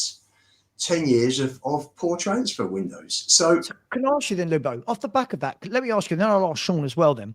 If that is the case, and you know I agree with you, you know I'm somebody that is, I'm not enamored with this squad in any way at all. Why is it then that our fans are expecting more? I don't mean more in terms of just the general football. I mean, why is it that some of our fans believe we should be a 4th, 5th place team? Is it because of the name Tottenham Hotspur, or do you think they truly believe that this squad is capable of that? Well, I split the fan base into two. I split it into the older fans who have seen, like myself, who have seen regular trophies over several decades, and then within it, we've hardly seen anything. And then you've got the fans who have seen Spurs finish 5th, 6th, 7th, 8th, year after year after year, and are frustrated because they see this financial juggernaut building and building and building, and we're not competing. And I think, and for someone like me, I've got both. You know, for me, it's frustrating because I've seen the glory years, I've seen regular trophies.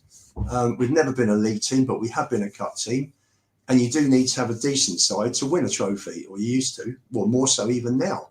The top clubs seem to take the domestic cups, don't they? More and more. So for me, that's why.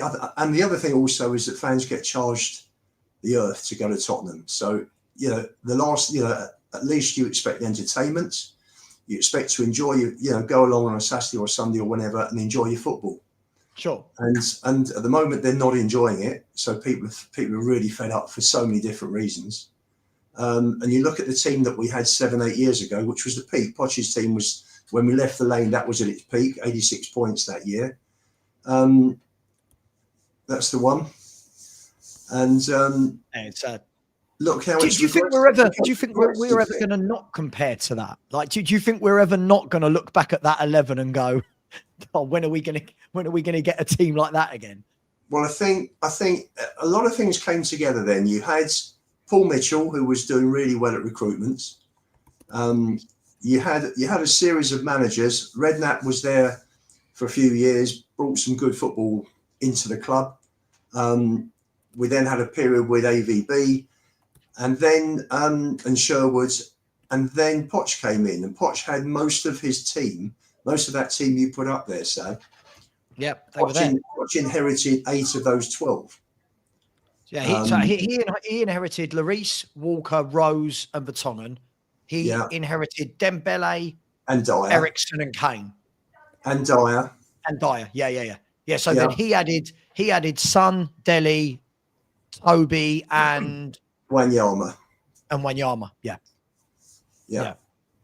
And since then, how many decent buys have we made? Percentage-wise, it's been very low. I mean, we bought plenty of players, but how many have been successful? I agree. I mean, Sean, let me ask you this, right? Because I think my man DJ Paul Lawrence in the chat, I think has just made a really, really good point, and I think this is where I've been trying to steer towards. And he was responding to Alex for something. By the way, Alex, I've sent you the link because I know you want to come on and call Sean and me a loser or whatever you want to do with us. I think this is the nail on the head for me, Sean. That the conversation at the moment is all on Frank, but I think he's right. I think this is about the club. So as I keep saying, if it's not Frank, change that name for whoever you want. There's still a lot to do, right? Like this is not Thomas Frank. This is a club issue. We need to decide what we want to be. Is that right in your mind? Yeah, look, I think the club is there's many problems at the football club. Many problems at the football club. I definitely think that there's been so many changes in the last year. So many, right? With the takeover speculation, 3 different bids, right? When 3 different consortiums come together to take it to try to have a crack at a takeover, how legitimate they were or otherwise, that tells me that there's opportunists in the private equity market that smell that there's a little bit of unsettled, like unhappiness or like an unsettled environment, and they want to take advantage of it. The fact that we've got rid of our chairman and the clarity on how that shook out, whether it was by design, whether it was long planned out, whether it was a short-term fallout, who knows? Like that story is just sort of finished without anybody really being clear around who, what happened there. Vinay's come in. We changed the manager. We won a trophy, but finished 17th. We failed with so many targets in the summer. It was the first time we've shown ambition, but we reached really high. And a little bit like Icarus, we maybe flew too close to the sun and end up burning our wings with regard to some of the reputational damage that comes with losing out to your arch rivals. We don't have a clearly designed pattern of play. We've pivoted once again from one style of manager to another. There's no consistency there. There's fights, managers fighting with the fans. There's players arguing with each other. It's a mess. The club is a mess from top to bottom on so many angles. To expect one manager to come in and to make everything just be rosy again inside of 5 months is incredibly, incredibly unrealistic, in my opinion. Mm-hmm. And I do agree with you, Savva, that if you were to cut Thomas Frank off now and then bring in Pep Guardiola, right, does everything suddenly become rosy? No. Does everything become better? Possibly, right? Would everyone give him a little bit more time because he's got more wins in the bank on this kind of sort of polarizing idea of successful managers are the ones that you give patience to, unsuccessful managers that haven't had a chance to build success because they haven't been at a club where success is likely in that kind of binary worldview. Like, yeah, but at the same time, he's still 3 first-team players short of a decent first 11, of a very good a competitive first 11. We've got medical problems that seem to, we talk about briefly, but then we don't really consider how serious those problems are and have been for the last 5 years. And again, we have a fan base, and I will die on this hill. I said this the very first day I came into content 4 years ago. I had this argument with Irish Dave on We Are Tottenham TV.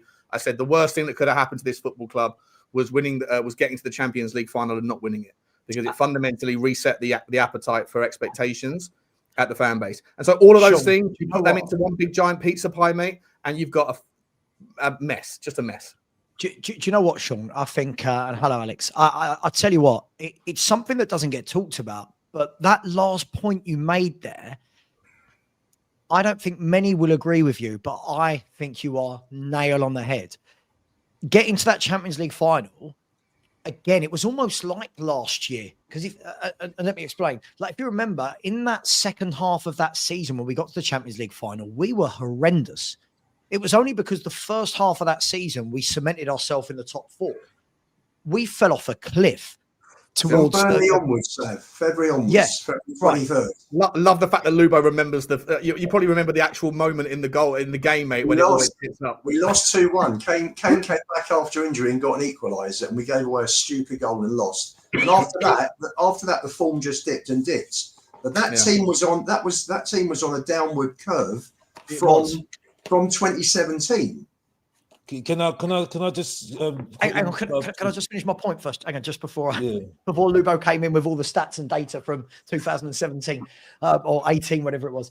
Look, for me, my point on that is it was amazing. Getting to the Champions League final was amazing, but let's be fair, we were like 1,000 to 1 to get to the final, whatever, for a reason, right? And you're right, Sean, it did. After that final, everyone's expectations were, look how big we are. We got Champions League finalists. And this is kind of smaller scale. Last year, we did the same thing. We were terrible, but because we had the good cup run and won it, it kind of realigned people's expectations in the summer of, there we go, we're a Champions League team. The problem was we're a Champions League team by default, but we're not a Champions League team by quality. Quality, readiness, structure. So you've got a manager who's come in and this, for me, again, it doesn't matter if it's Frank or someone else. We can use whatever name. Whatever manager came in this year, going to play 2 games a week with this squad without the quality, said this is something Stell, to be fair, I don't always agree with Stell, but this is something Stell said, which I agreed with, was at some point he's going to have to pick and choose which competition he prioritizes, because at the moment, I think he's trying to please everyone, and in doing so is pleasing no one. Because for me, we're not set up to play Saturday, Wednesday. We're not set up for that. So when you get to the game, Sean, and people are going like the meltdown, Van der Ven's being rested. Well, he's not a machine. He can't play every 3 days with those hamstrings. And then, so I feel like we've got this expectation at our club that we are still the Poch team. I think the fans still think somewhere in the back of their minds that this is still the Poch team. We should be finishing top 4. We're good enough. Don't think we are. Sorry, Alex, go on. Poch did an amazing job, though, and people completely forget. This guy was playing at Wembley for 2 years. Ange has got no excuses. I'm sorry. I don't compare. When we're comparing Ange's situation to Poch's situation, I say that Poch had You the talking worst. about Ange or Frank? No, Ange at the time, because we were saying about Ange, Ange Postecoglou. When we're comparing Ange, and yes, he did win, and win the cup and stuff, but the football was rubbish getting into that cup. By the way, it was the same football that we're playing right now. Let's be honest here. If you watch the games back after Frankfurt, Bodo Glint in the second leg and the final, we were crap. We were absolutely crap. Right, we just got the job done. That was all it is. If we lost that cup, he would have been the absolute worst manager going. So let's not forget that, right? But Pochettino, yes, he had a bad Alex, run. Can I just ask you then? So this is why I always find it funny. Think about what you've just said there, right? That the team was rubbish, right? We were awful to watch. Yeah. But yet, in the space of one summer, everyone expects all of that to be fixed. Yeah, but that's what I'm saying. That's why I'm defending. There's a bit of a balance, yeah. I'm also saying the same thing, so I'm a bit boring. But when I'm sticking to my opinion, it's going to be like that, right? But there's also another side of things as well. I'm kind of balanced on this whole thing, right? I'm in a situation where I don't want Frank to go because there's no point in sacking the manager if you're not going to get somebody else in. And I'm not doing another interim manager. Sorry, I'm not doing that again. Sorry, I can't do that anymore. But at the same time, Savva, the problem with you at the moment is you're trying to push something that unfortunately won't be proven until maybe after this season, to be honest with you. And you're just going to have to let it lie. That people are going to just... So let me retort. The problem with me is that I'm trying to push something. Sure, what am I actually trying to push other than the fact that Tottenham needs a plan? What is it? They do need a plan. They do need a plan. But the problem is... So what am I trying to push? Well, you're saying that people are not giving Frank time, right? But that's not me pushing anything. If you actually listen to what I say, Alex, and I've said this to Danny a million times, to Lubo, to Sean, if you actually listen to what I'm saying, whether it's Frank or somebody else, the manager is going to need time, because like Sean just said, this isn't just that it's on the pitch. You've got issues with medical. We've got issues with the owners. We've got issues with the fans, and the manager's fighting with the fans. The fans are fighting with the players. This for me isn't Thomas Frank alone. This is going to be a big build for somebody. So what is it that I'm actually pushing that's unreasonable? What I'm saying is you're trying to persuade a fan base that I'm never going to be persuaded without ownership being stronger and saying, okay, either this is your man, right? Okay, going through the bad stuff, going through the bad times, right? And then come the other side, right? And ignoring the fans and doing what Arsenal did with Arteta, like I said with Ange Postecoglou, right, at that time, right? Or if he's not the man, they'll let go of him regardless what we think. You know what I mean? Sure. So for me, but I still don't understand what I'm trying to. I still don't understand what I'm trying to push. I think you're trying to fight with the fan base that are not in agreement with Thomas Frank at the moment, because they're gonna have their issues with him. Like I've got my issues with what I'm seeing at the moment, because I can't even go what I'm seeing, right? And then the fan base is not going to change until they see something. Right, because see something that they think is going to give them give him some hope that something's going to be better in the future with Thomas Frank at the moment. And unfortunately, I don't think a lot of people, even myself, even though there's some positives about Frank, but there are a lot of negatives there that I can only judge on what I'm seeing right now. Right, that they're not going to be with Frank at the moment, and that's just the way it is. So it's really for the ownership, and I think the ownership haven't really done enough for me to say this is our man. You know what I mean? Like Man United doing with Amarin, and I don't think Man United are that great, if I'm really honest with you, right? Aren't they saying that their silence. Like I keep seeing people saying they've got to come out and say something. Why do they have to come out and say something? He's their man. They've spent. Sean and I talked about this on the phone this morning, and let me bring Dan in after. Alex, you answer this, and then I'll bring Dan in. Sean and I talked this morning about another angle of this that people have seemed to forget is we paid 7 million to get rid of Ange and then 10 million to bring in Frank and his staff. If you were going to get rid of Thomas Frank right now, I know it's a very easy thing to say, just get rid of him. Spurs would have to spend another lot of money to get rid of Frank and all of his coaching staff. We'd then have to find a manager mid-season and a whole new set of coaching staff, right? And you're then looking at what? You're now 30 million in 6 months on sacking managers and bringing in new managers. Like, so for them, maybe they're not looking at the noise like us fans. Maybe they're actually going, we know we're in a mess. This is going to take time. Maybe, just maybe. Hopefully that's the case, because like I said, I think if he's in top 10, you should not sack the manager, right? Because if you're doing that, is that top 10 at the end of the season or at any stage? Any stage or at the end of the season, it has to be, because that was my expectations. I've got to be honest, because we were 17th, right? Sure. But one thing I won't do, Savva, is look down at Thomas Frank, because we were 17th last season. I can't do that. That's not that. I can't do that, right? I don't think we're better than Thomas Frank. That's a bit too much for me, right? That's what I've got to say on that, really, for me, because I think that's a bit too. I can't think of the word, snobbish, right? When really we can't really say that as Spurs. You know what I mean? Sure. You know? So Dan, where are you? Where are you with all this? Because it feels like this noise is never going to go away. And I think that some fans are expecting that there's going to be a switch and we're just suddenly going to wake up one day and we're going to be this amazing football team without actually taking the time to get there. So where are you with all this? Okay. Just on one thing Alex just said. So if we're not better than Thomas Frank, because that's being snobbish, yeah? You're basically saying he's our level and Conte is better than us. Well, I mean, you can look at it like that, Dan. But the thing is, though, look at us at the time now. Look at us at the time now, right? And I think the important thing we need to say is, right, I think Savva said it, our average position is, what was it you said? What was it you said, Savva? You said it before, our average position, the last 6 years. Our average position in the last 6 seasons since Poch has gone is 7.8. But obviously, Lubo will point out immediately, I know he will, that obviously last season's finish skews that by a couple of positions.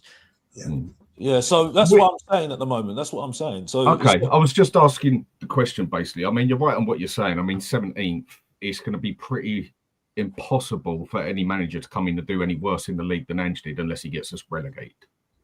It's pretty much impossible unless we go down. I think the thing we got to look at is something I've been debating with a couple of people and something I've been looking up at myself. Now, Spurs, in my opinion, are not a big football club. We are a big business. If you go by history, and Savva, I've sent you the scale I've done, which I think is a very fair scale as well. Basically, it's ranked us lower than Everton and Aston Villa. If you go on a points ratio of what we have won compared to what they have won, because I'm sorry, you do not get the same credit for winning a bloody FA Cup that you do for winning a league or a Champions League. But some people like to think you do. Each their own, whatever turns you on at the end of the day. What are we actually expecting Spurs to be? What actually are we? And I think that's where a few of us, me included, need to sit down and actually have a look and think, what actually are we? Are we this big, massive football club like some people think they are, with this elite history, which we haven't got, in my opinion, compared to real big clubs? Real big clubs go out there and win Champions Leagues. Real big clubs go out there and win leagues consistently, or at least more than 2 times in their entire history. That is why I cannot class Spurs as a big football club. We are a cup club, and we've done very well in cups, no two ways about it. But we are a cup club. Business-wise, though, we are massive. We are bigger than Everton. We are bigger than Aston Villa. We are bigger than Newcastle, if you go on a worldwide ratio as such. It's about putting this all in together in one and making it work. Because business is a massive part of football, whether we like it or not. If anything, football is more business than it is sport these days, in my opinion. But it's putting it together like big clubs do, getting the business ratio right and the sport ratio right as such. And I think that's just where we need to sort of understand of what we actually are. Now, money-wise and everything, we are this big, massive club, one of the top 10 in the world, and we should be going out there and going for big players. We've got the capability to attract big players if we're willing to pay more money on the table. We've got the ability to do things like this. But we don't act like a big club. Last bit I'll say to it. Yeah, but we don't act like a big club in that manner.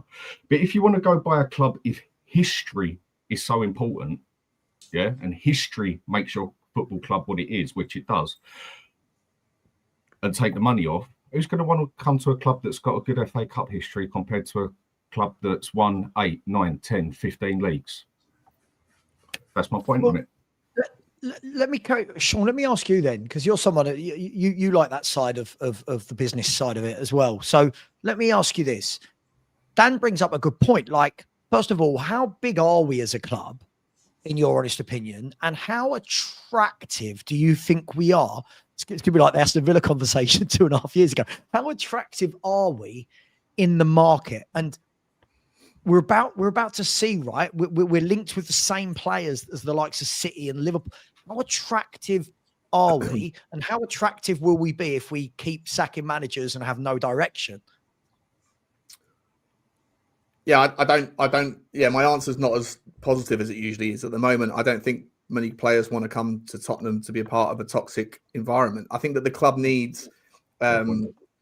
I think the club needs something more than just money on the table. I think money obviously does like sway people, but if you're seeing like a fan base that boos their team every week, that boos players when they make mistakes, that where you've got successive managers that are having digs at the fans, where half of the conversation after a disappointing result is about the fans rather than the performance from the managers in the post-match press conference. I think all of that stuff like lends itself towards a bit of a toxicity where, you know, dare I say it, like, yes, you're always going to be second fiddle to, like, if Manchester City can provide an obvious, you know, place in the team as a pitch, you're going to go there. That was always the case, right? Because, you know, players do want to win trophies. And even if you're going to go to Manchester City and play 35% of minutes, you're still going to come away with 2 winners' medals, or, you know, over the season or whatever, traditionally over the last sort of 10 years.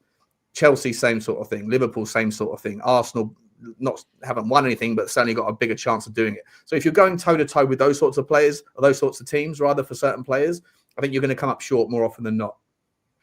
What I fear is that if Tottenham are now going toe-to-toe with Newcastle for, like, I don't know, I mean, I used this example in the summer before Liverpool became the obvious candidate, but like a Mark Gahey, when Tottenham were linked with Mark Gahey and Newcastle were linked with Mark Gahey back in June, right? Yeah. And I remember doing walks with Bugsy saying, it kills me to say this, but if I'm Mark Gahey, unless I want to stay in London because I've got friends and family here and I'm set up here, kids in a private school, whatever, and like that's realistically the major part of the draw.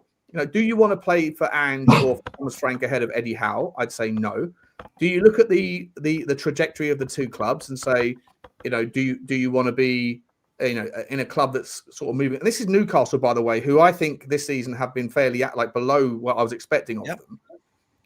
Do you want to go and play in front of 60,000 fans that will idolize you? They will idolize you. You walk down the street and everyone will absolutely, you know, will just worship you, and they'll cheer your name and sing your name until you do the dirty on them. And then maybe obviously that's down to you if your behavior, like an Isak thing, but like you'll be a hero in that town because it's a one club city. Or do you want to go to a place where you're going to get booed if you make a mistake? Like, and also, do you want to go to a place where you're going to get, like, where your agent is going to be absolutely exhausted by the negotiation tactics of the foregone chairman at Tottenham Hotspur versus maybe Saudi Arabian decision makers or whatever at Newcastle that will just say, okay, we'll bring it. You know, like, and I think that same conversation could be had for Aston Villa, as much as it kills me to say it, right? But like I said earlier, I think you were right about that 2 years ago, and I was short-sighted on it. That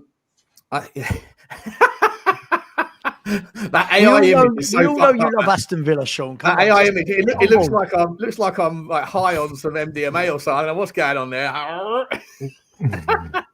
But like the reality is, I think that there's so many things at the moment where Tottenham could look like an amazing team to come to if it wasn't for this sort of like epidemic of ongoing issues that are, as we spoke about half an hour ago, that surround the club in all of its facets. And a new manager doesn't necessarily, a new manager may fix some of it, but won't fix all of it. There needs to be a demonstration over a couple of years of stability, of the team playing well, looking like they're not swimming against the tide of an expectation that, again, that started 6 years ago that hasn't been fulfilled, and that's unreasonable, an artificial high that caused it.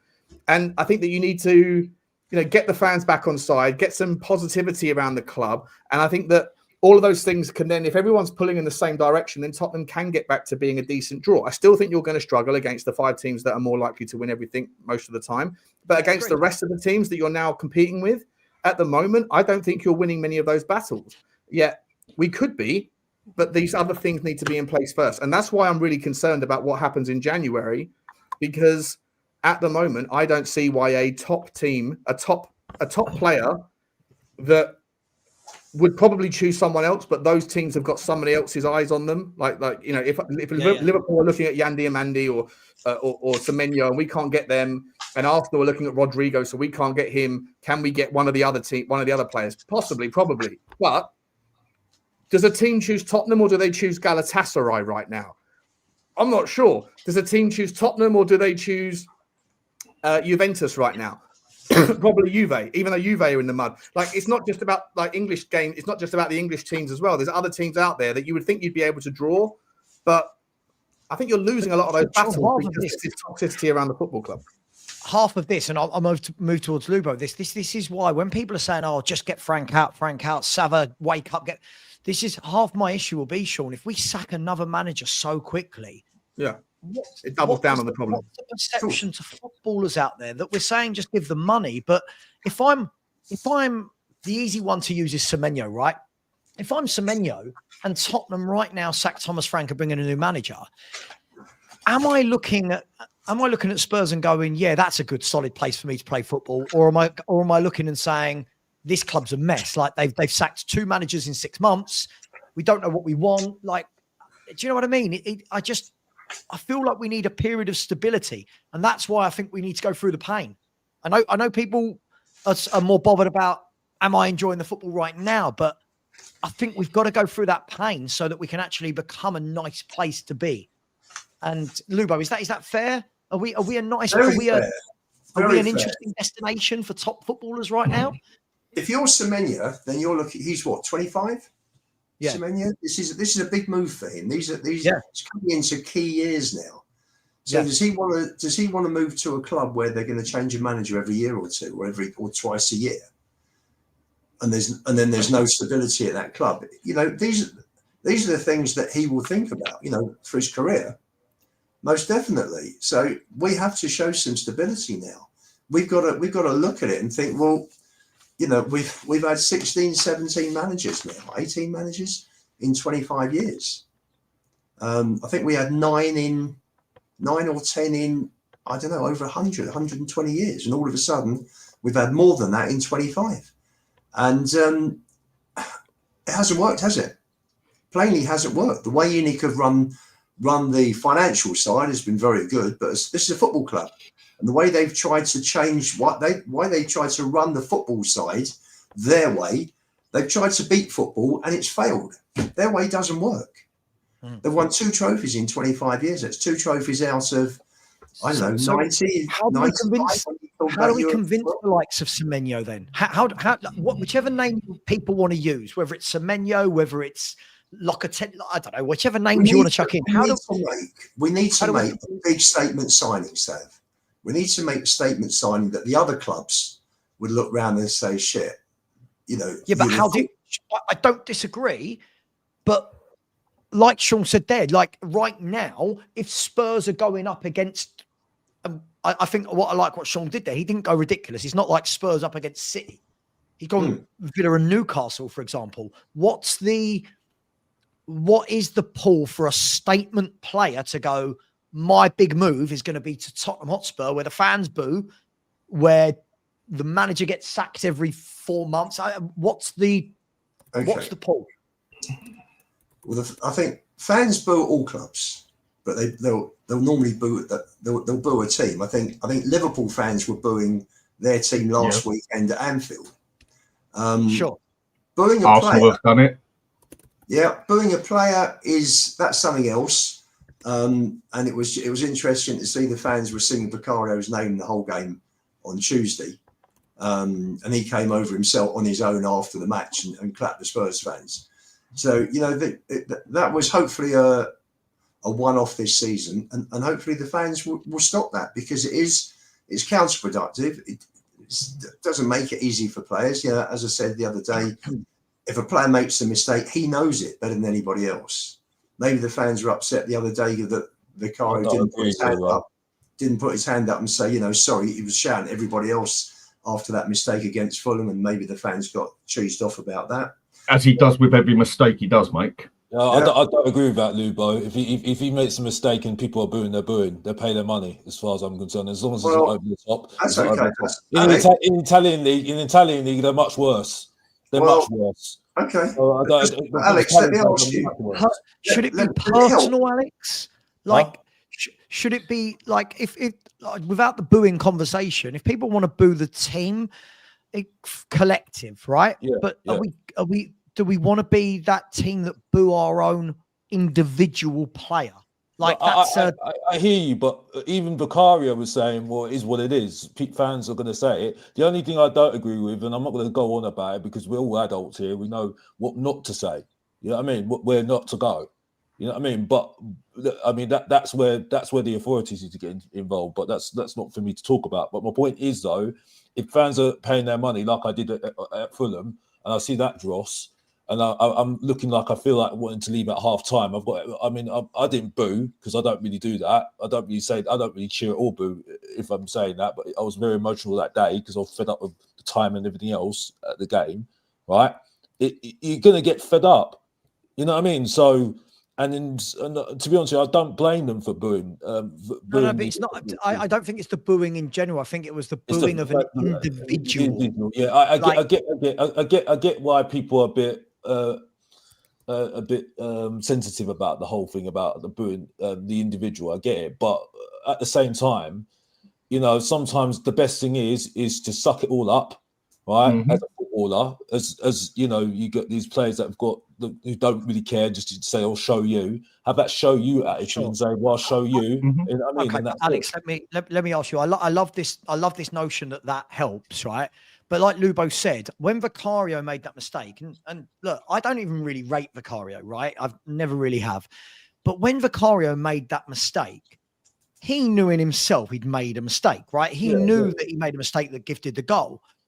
Can you tell me then? So then the next 3, 4, 5 times he touches the ball, he gets booed individually. What are people actually booing? Are they booing that he made a mistake? Are they telling him something he didn't know? Like what, when you're saying he should just suck that up, suck what up? He's being booed when he's touching the football while playing a game. I'm just talking about the mistake. I'm just talking about the mistake. The other part of it, I don't know. I can't answer that. That's an individual who can answer that. Who booed the player? I don't know at that time. I don't know. But all I'm saying is that as a team and as a collective, and maybe the individual, it didn't help the whole game, the whole feel of the game, the whole vibe of the game. I can talk about what I was there at the game, and that was the whole vibe I got at the game. You know what I mean? So I understand, but I want to bring this back to how we attract players, but I don't really want to go on a booing thing. I want to bring this back to can we attract the players? Because some of the players I see people talking about in chat rooms, like I'm saying, just go and get Victor Osimhen, and I'm like, just go and get Victor. Like it's. I love these notions, Lubo, but are they a reality? Is Victor Osimhen, first of all, who's on 400 grand a week, by the way, right? Is Victor Osimhen going to choose Tottenham Hotspur of all the football clubs in the world? Like, how do we draw them? That's where I'm confused. How do we draw them to Spurs? You got to go and sell the club, haven't you? You got to sell a club. You got to sell a project. I hate the word project, but you got to go. You got to go and sell the club. Where the owners got to tell the player where they intend to take the club over the next few years. This is why it is important that ENIC Mark II, and it's not Joe and Daniel anymore. It's Vivian and Charlie. and Vinay, and it's not really, Sean's guy anymore. Sean's got no agendas. He's got no. Listen. Sean has tied his flag to the mast. He will be walking down Tottenham High Road with his mate Billy T next time there's a demo, I'm sure, like he has done every other time. Always there, because content's got a content, you know. Absolutely, and that's what they've got to do. They've got to go in and somehow they've got to strike at the right time, right place, with the right money and right wages, and get that player in and get it tied up quickly.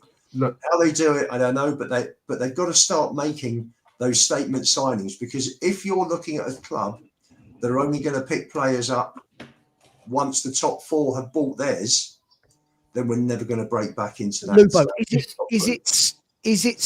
see, this is where I'm going to disagree with you here. I don't think Spurs need statement signings. I think that we're tying big money signings with success. I think what we need to do is get to that stage. And again, I'm sorry, I'm gonna use Villa and Newcastle as the thing. I know Newcastle at the moment aren't amazing, but those two teams have been on an upward trajectory the last 3 or 4 years because they bought sensibly. Neither of those two teams have gone out. I don't know. Have Villa made a statement signing in the last 4 years? Have they bought anyone where you go, bloody hell? I don't think you have. I think they've bought sensibly, Lubo. Don't we need to do that? Don't we need to go and buy sensible first? So, are Villa going to break into that top four, do you think? Villa already have broken into that top four, mate. Okay. Villa have been in and around that top four for the last 3 years. No, but and they're in there again. But they're not going to genuinely. They're not the level of the other three. And Liverpool, but you've got to. Liverpool will come back. You've got to build to it, Lubo. You've got to build to it, Lubo. Is my point. We seem to want to skip the building part and get to the glamorous, sexy part. Like if you look at Arsenal, I'm not talking about all the players. Sav, we probably need 9 or 10 players for this squad. I agree. And if you can sprinkle it with some gold dust, sure. Then obviously that's. But for players to actually see Spurs and take them seriously, you need 1 or 2 really big signings. So the rest of the football world looks round and says, "Well, Spurs are on the up here." I wouldn't say. It depends what you want to call a big signing, yeah? Yeah. I mean, for me, I think everybody knows I'm a firm believer of money talks at the end of the day. Yes, there's a lot of other things that you need as well, but I think Savva used the perfect example of a player there. He's a mercenary. Nothing more, nothing less. That is what that sort of player is. He is at that club because no one else was willing to pay his wages. And that is that. Certain players you will attract with money. Okay, if another team offers them 50 grand less, but can offer them a win ratio as such, yeah, that's going to attract. But there's a lot of players out there, I think, a lot of players with other personalities and everything else, like we're all unique, that you put that money on that table for them, you will turn their head. And that is the only thing we have really got to our name of what we could do, but never do. This is why we're this big business. Can I ask you, Dan? If let's say I agreed with that, I massively disagree with you on this, but let's say I did agree with you on that, right? That's where I was about to go. Is that the way you build a good team, by getting mercenaries that want 400 grand a week, rather than actually going and buying solid players that want to build a team? I get that, but my opinion is I really couldn't give a monkeys. I couldn't care less whether they're mercenaries, football players, whether their heart's in the right place or whether their soul's in the wrong place. As long as they perform on the pitch, I really don't care. Now, with what Lubo said... But you just said you've got a mercenary. So if you've got a mercenary, right, by default, they're not there for the project. They're not there for the camaraderie. They're not there to build anything, and they will be a mercenary and leave. So are you actually building anything then if you're just going and buying mercenaries? Don't you have to build? You've got to do it with everyone, but... I get where you're coming from, but there's a lot of players out there who you will attract through money. There is a lot of players out there who do look on football as a job, basically. Yeah. What do you mean? I hear this all the time. Ben White. Ben White was one whose attitude, he's blatantly said it. Football isn't in his heart and soul. It's a bloody job. He's not a mercenary, is he? Ben White went from Brighton to Arsenal. Like, well, what do you call a mercenary not then? massive money. Maybe it's the wrong type of phrase to use, but what do you call a mercenary? I call a mercenary who's doing it for the job and not the sport. Sure, but so maybe it's a harsh word to use then. So are you saying that 99% of footballers are there purely because of the love of the sport and some don't look on it because it's just a job? I think the problem here is when we talk about mercenaries, I think you've got to realize that even the ones that aren't mercenaries are handsomely paid. They're very rich men, right? We talk as though pay this guy 400 grand a week because he's a mercenary, as opposed to this guy who's only getting 200 grand a week. Like, you know what I mean? Like only 200 grand a week. I get what you mean, but what I'm trying to put across, I'm just asking for examples of where we've seen this and it's been good for a club. It can be what we need at the moment. I totally get you on building that team as such, but we also need players that can deliver now. And if I'm going to end up paying some mercenary player who just wants his bloody money but delivers on that pitch, who will get it done for the next. Playing football, whatever he's meant to do, whether he's a goalkeeper, whether he's a striker, whether he's a midfielder, whether he's a winger, whatever, as long as he delivers on that pitch for the next 2 years, and we can also build players into the squad as such, into the team that maybe have a better mentality for it and that, we need players who can deliver now. We need players who can do it now. And what I'm basically saying is the only thing that we basically to have attract anything that we can really pull off is we have to pay better wages and we have to be willing to put the money on the table to pay for certain players. Man City did it as soon as they got it in there. Man City, as soon as they had that bit of money to throw about, they did it. I know it's not as simple as that these days. We do pay good, but this is the thing. I feel like we're talking as though this is still the early 2000s. No, I just said it's not. When people use Chelsea and City as the example, right? Chelsea and City could do it because no one else had the money. The problem you've got now is Arsenal can pay massive wages, right? Spurs could pay massive wages. Liverpool, Chelsea, Newcastle, all of these clubs now pay big money. So I don't think that this is we're rich, we can go and do, we can just go and pay wages. I don't think we don't pay wages. You know, as I said, when I look at what Villa have put together and Newcastle, right? They don't pay extortionate wages, those clubs, but they went and bought the right footballers. I feel like the wages excuse, I'm going to say, is exactly that. I think this is an excuse for poor scouting and not buying the right players, because other clubs across world football seem to scout players and don't have to pay them 300-400 grand a week. No, I get that. That's the next thing I was going to go to. Well, I think when you put a scale together before on who actually pays over 100 grand on wages, I think we were one of the lower teams out of the bigger clubs as such that have got the money, if I remember correctly, compared to places like Arsenal who had more than double, treble the players that were on 100 grand a week. Sure. At the end of the day, with the size we are and the lack of attract we have to use money. And if you go by what we can legit spend before we have FP looking over our shoulder, technically, only by what I've read in that, I don't know the full facts, we're actually one of the clubs who could actually go and spend significant money before we've got to worry about FP looking over our shoulder, if that's the right way to look at it. The other one I wanted to go to, where I'm going to basically agree with you here, is I don't think us going out and buying a £150 million player or a £100 million player is necessarily the right way to do it. Now, if we can get one and go get a world-class quality player for that, then go and do it. But I would rather, instead of, let's say, spending 120 million on an extremely good player, I'd rather Spurs went out and spent 45 million on three separate players that are good and improve that squad as such, because it's more than one position. If we go and get a left winger right now, how drastically is that going to improve us?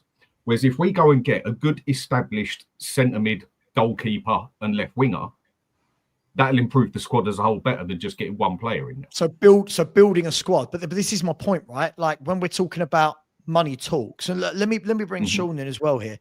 Sean, where are you on this argument? Because I hear a lot. People always say just put the money down, but they can't ever give me examples because it doesn't really work like that, right?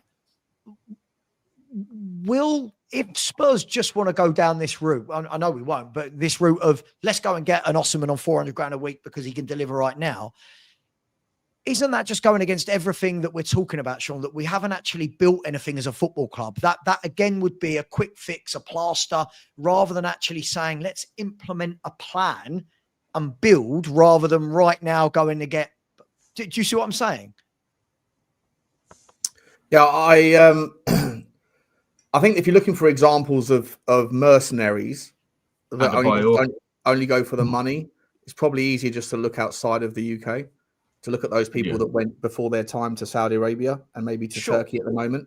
Maybe like Osimhen, maybe he wouldn't have gone. There's a lot of money in Turkey. The Turkish tax system is more beneficial than obviously the Saudi Arabian money. Players like Ruben Neves, he was the first guy that that sort of deserted the Premier League, the top tier of football, in my opinion, but even before his prime, right? And to be fair to him, he stayed the entire length of his contract, right? His contract is out in the summer, so it's I think I don't think you see so much of it in the UK in the Premier League. I think the players that stay in the Premier League are there because they're that good, but also if they're that good, then they can deserve the money that they get paid. Players like Erling Haaland or whatever else, right? Sure. I'm not sure that Tottenham are in that kind of world anyway. It's a bit of a moot point. I don't think that Tottenham could ever attract an Osimhen because we don't have the money. But sorry, we do have the money. But if you were to go from never paying above 200 grand a week to suddenly smashing it and doubling it, like it's just never going to happen. So let's just forget about it. No, right? it's not. And do you know how many contracts in the current club, Sean, would have to also then go up to 400 grand a week? I don't know. I don't know if there's. I think that was the case before. Players like I remember Darren Anderson had a contract, didn't he? That wherever if someone else came in with a higher wage, then he would get immediately matched. That might have been the case for Sonny, and it might have been the case for Harry Kane. But I don't know if there's that many contracts there now that have that. Maybe there is. Maybe there is. I don't know. Yeah, but I'm just spitballing. I'm sure there'll be a few because agents are clever, right? There'd be knocks on the door going, "What are we doing here? What are we doing?" But how many players have got that caliber, basically, to sit there and sign the contract with Spurs of "I want to be our top paid player"? I mean, now a Harry Kane, I get it. Even a Son, I get it. Van der Ven obviously doesn't come into this. I mean, he doesn't even get paid as much. He gets paid less than Archie bloody Gray, for God's sake. So there can't. I don't think there's many players at that club. I reckon the likes of Xavi Simons, Romero's new contract. I reckon these types of contracts will have. Listen, possibly. I think Sean's right. I don't think we're that club anyway, Sean. That's going to go right. Our top earner is 200. Osimhen, you come in at 400. I just can't imagine. I think that's the thing as well, right? Like I think Tottenham fans, if we're talking about that sort of thing, then again we are miles away from the reality of the situations of football club. We spent the last 5 years begging Daniel Levy to just to nudge the wage structure above 200 grand, which it's finally happened since he was leaving or as he's gone, whatever. But let's like baby steps here. Let's just see if we can get 2 or 3 players in that are 230, 240 grand a week before we start thinking about bringing in 400 grand a week players, you know? So I think it's a bit of a moot point. But I think it's a relevant point to sit there and if people think that Osimhen's coming to Tottenham and just pay the money, I think like delusional concept. It's a delusional thought process. Unless he wants to get out of Turkey because he's not enjoying it there and he's also willing to come down on his salary, which just isn't going to happen. And if he was, there'd be like 10 other teams in the Premier League or 10 other teams in Europe, 15 other teams in Europe that would be more of a draw than we are. So I think we just need to get our heads out of our own arse with that particular take, you know. This is why I want Spurs to be sensible. This is why I want us to look at like people like, I'm not saying now, like Manu Kone when he was available, like those sort of signings. You think that's where I think we are. Can we get an Edison from Atalanta? I think Edison. That is a player I've said for go to Atalanta January the 1st. Yeah, go to Atalanta January the 1st and say, look, you've got issues at your club, right? It's a lot of unhappy players, financial issues. You know, you said if we were to give you 100 million quid, can we just shake hands right now? We'll take Edison and Ademola Lookman off your hands. You know, forget what the valuation of each player is. I'm sure you have to figure that stuff out, but generally, can we shake hands? You bring Ademola Lookman in. and if you can get the best version of him, like a peaceful version of him, happy version of him, I think you've got a baller that fixes the left. And I think if you get an Edison that's he's Thomas Frank's sort of midfielder, right? He's a baller, he's a beast, he's an aggressive player, he's physical, he's going to solve a lot of those challenges. Plus, he can pass, he can connect the dots. He's played as a six. He's got a bit of imagination as well. He's a lovely player. He's a lovely player, and he's not had a great season last year, right? The season before last, when he was unbelievable in their Europa League triumph, he was unbelievable. But he hasn't had a fantastic last sort of. He hasn't been too hot this start either. Not many people are talking about him that much anymore. Not many people are talking about him, right? So if you just go in there and like a little bit kind of cloak and dagger stuff, and then you just rock up, and suddenly Tottenham are interested in Edison. Bang! The next day, Edison to Spurs. Here we go. That's a big fucking move for me. That's the sort of player that I want. And no one can complain. Then you've got a more solid midfield that can be the physical beast, that can step up against the Newcastle United and can throw his weight around, but also get the ball on the floor. You also have that left wing that's vastly improved with Ademola Lookman, which takes the pressure off of Kudus because he won't get double man marked out of the game every time he gets the ball. And everything just looks a little bit healthier. And then over to Thomas Frank. Yes, in an ideal world, you bring in a 9 as well. But I actually quite like what I'm seeing from Kolo Muani. And I think if we play a little bit more balanced football, there'll be a lot more space to operate. And I think that good things can happen, right? But so go and get those two done, and I'm a happy fat bastard. Sean, on that one, I'm totally with you. And maybe I just don't describe it well enough. Yeah, I ain't got the best way of giving an analogy or whatever. Put the money on the bloody table. Go up to a club like Atalanta, which money-wise, we are light years ahead of that place. Yeah. And they are struggling, same as practically every team in Italy, apart from what they call Como. Apart from them, literally every club in Italy is struggling. And again, I've told people this: their system has been out of sync for nearly 18 months now. Even in Milan can't throw it about. If we go up there, I believe, and put the money on the table, right? Like Sean said, we want this player, we want that player. See you, Sean. Thanks, mate. Instead of piss balling about with 5 million or 10 million here and that, actually go and put the caliber of what the player's worth on the table, and we're willing to pay up. Stop messing about with 5 million here, 2 million there, 10 million here, like Levy used to, because we're going to have no excuse now if this don't happen. And do what a big club can do with its money. And money-wise, we are a big club. History-wise, no, we're not. Money-wise, yes, we are. So start acting like a big club. Start throwing your money around if you can. Will we do it? I don't know, but we can throw it around better than we do. We are a big club, Dan. This is a big club. We are. Well, look at the ratio I sent you and tell me that's unfair. But Dan, you got your points wrong. The UEFA Cup was second, third, and fourth clubs from countries. The UEFA Cup was bigger than the league, was it? Which was UEFA Cup was it included teams that are in the Champions League now, because the European Cup was just. But at the end of the day, UEFA Cup was half the size of the Champions Cup. It always was. It was always the tier 2. UEFA Cup was massive, but anyway, Lubo, let me ask you this. Champions Cup. Lubo, let me ask you this. Right. So you say we're a big club. Now, obviously, this all comes down to, like Dan says, it depends on what you consider big to mean, right? It depends. But if some say FA Cup was bigger than the league, Savva. Some say FA Cup used to be bigger than the bloody league. It's not, is it? It suits Spurs, doesn't it? It suits us saying that. Well, let me ask this question. Nobody's ever said that. Hang on. They have, Lubo. Hang on. If I'm a big player, right? If I'm a player with a good standing in the game, lots of clubs want me, and I play in Italy or Spain. Am I looking at Spurs? Now, again, take your Spurs hat off. Am I, as the player, looking in at Spurs going, that's a big club? Now, I am if Liverpool come calling for me, it's Liverpool. If Man United, they've still got it. Man United. Chelsea now, because of the money, and City because of them. Are Spurs, Lubo, are players looking at Spurs and going, that's a big club? Well, we have bought 2 very good players in the last 4 years for 34, Mickey, and 42, Romero, who've both come to the club. And that was smart buying. That was smart buying. One's from Germany, one's from Italy. Sure, but that's not what I asked. I mean, I'm talking about... They came to the club. Why did they come to the club? Because Spurs are a big club. No, we're not a small club. Sure, but we're not an elite club. We're not an elite club, Sav, but we're a big club. No, but, okay, maybe that's a fairer way to put it. Maybe that is a fairer way to say it. Fair enough. But I'll I step think you've down on that one. misconstrued Maybe what that's I'm fairer. saying. We took Mickey van der Ven as a young defender from Wolfsburg, right? We are bigger than Wolfsburg, right? We took Romero from Atalanta. We are bigger than Atalanta, right? Mm-hmm. I'm talking about if you've got a big player that plays for Juventus, right? That plays for Atletico Madrid.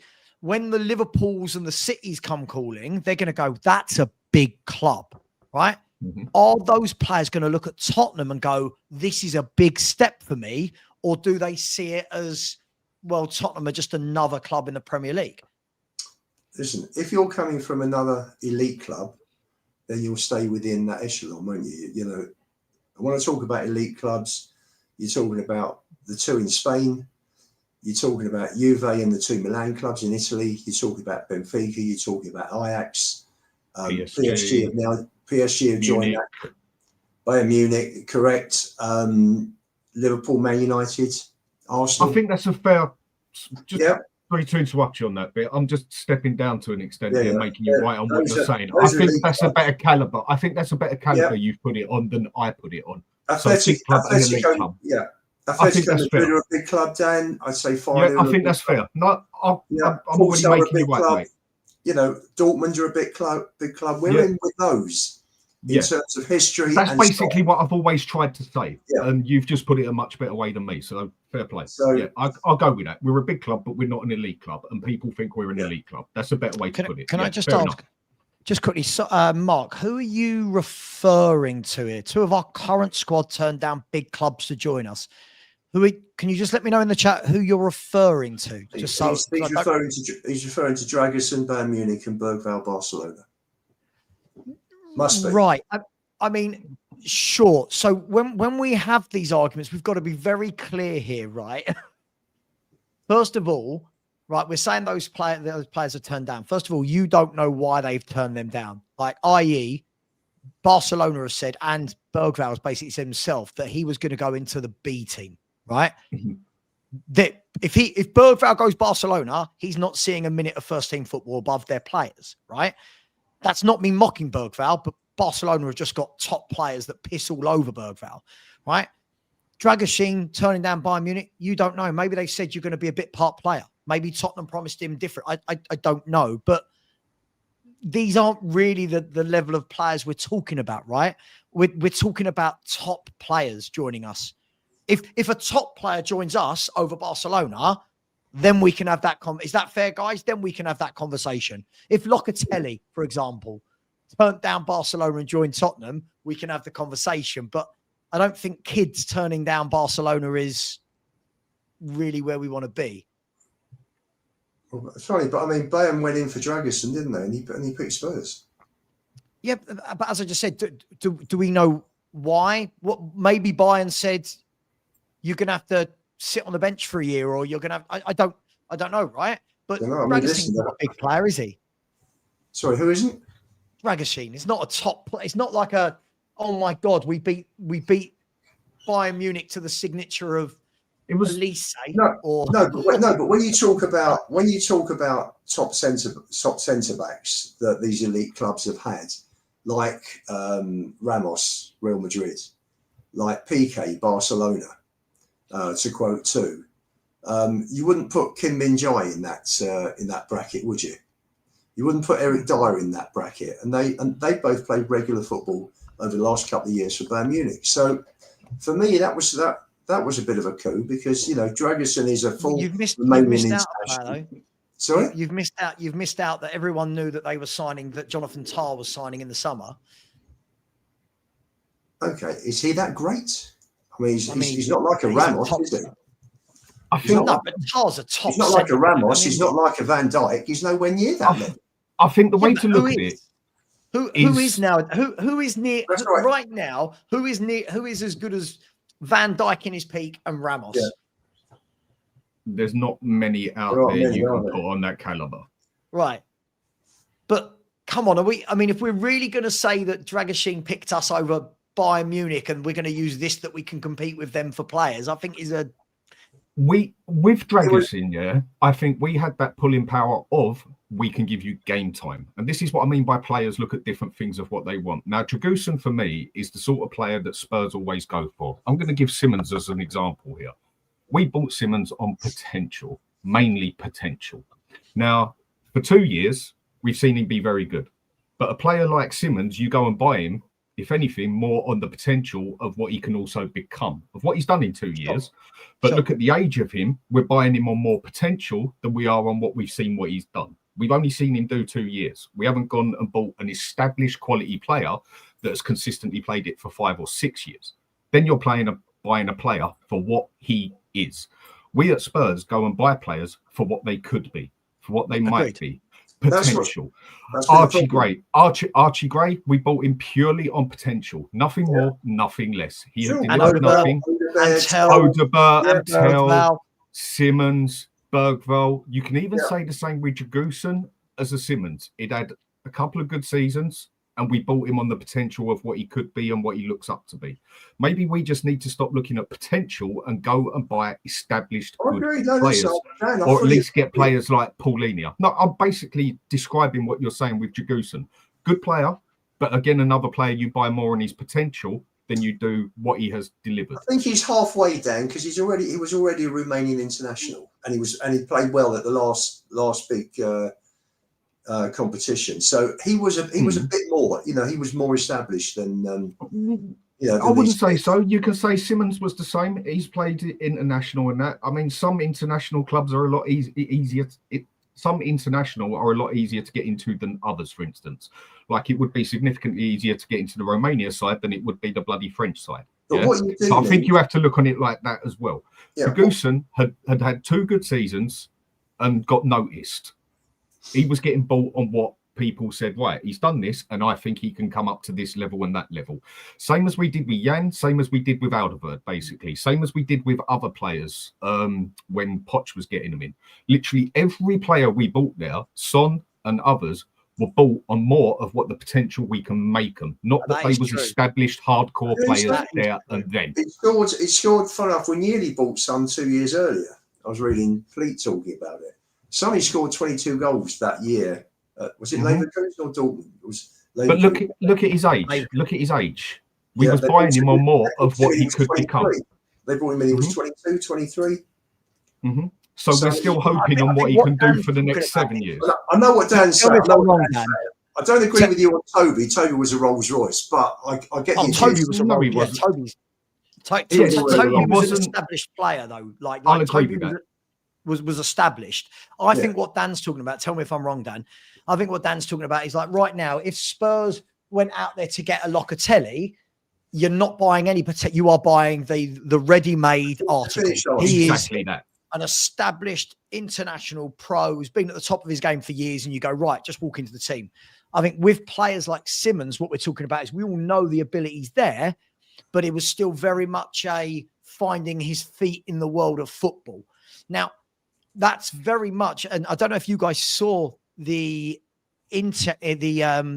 press conference Frank did yesterday, and they asked him. There was a few telling signs in that interview, by the way, guys.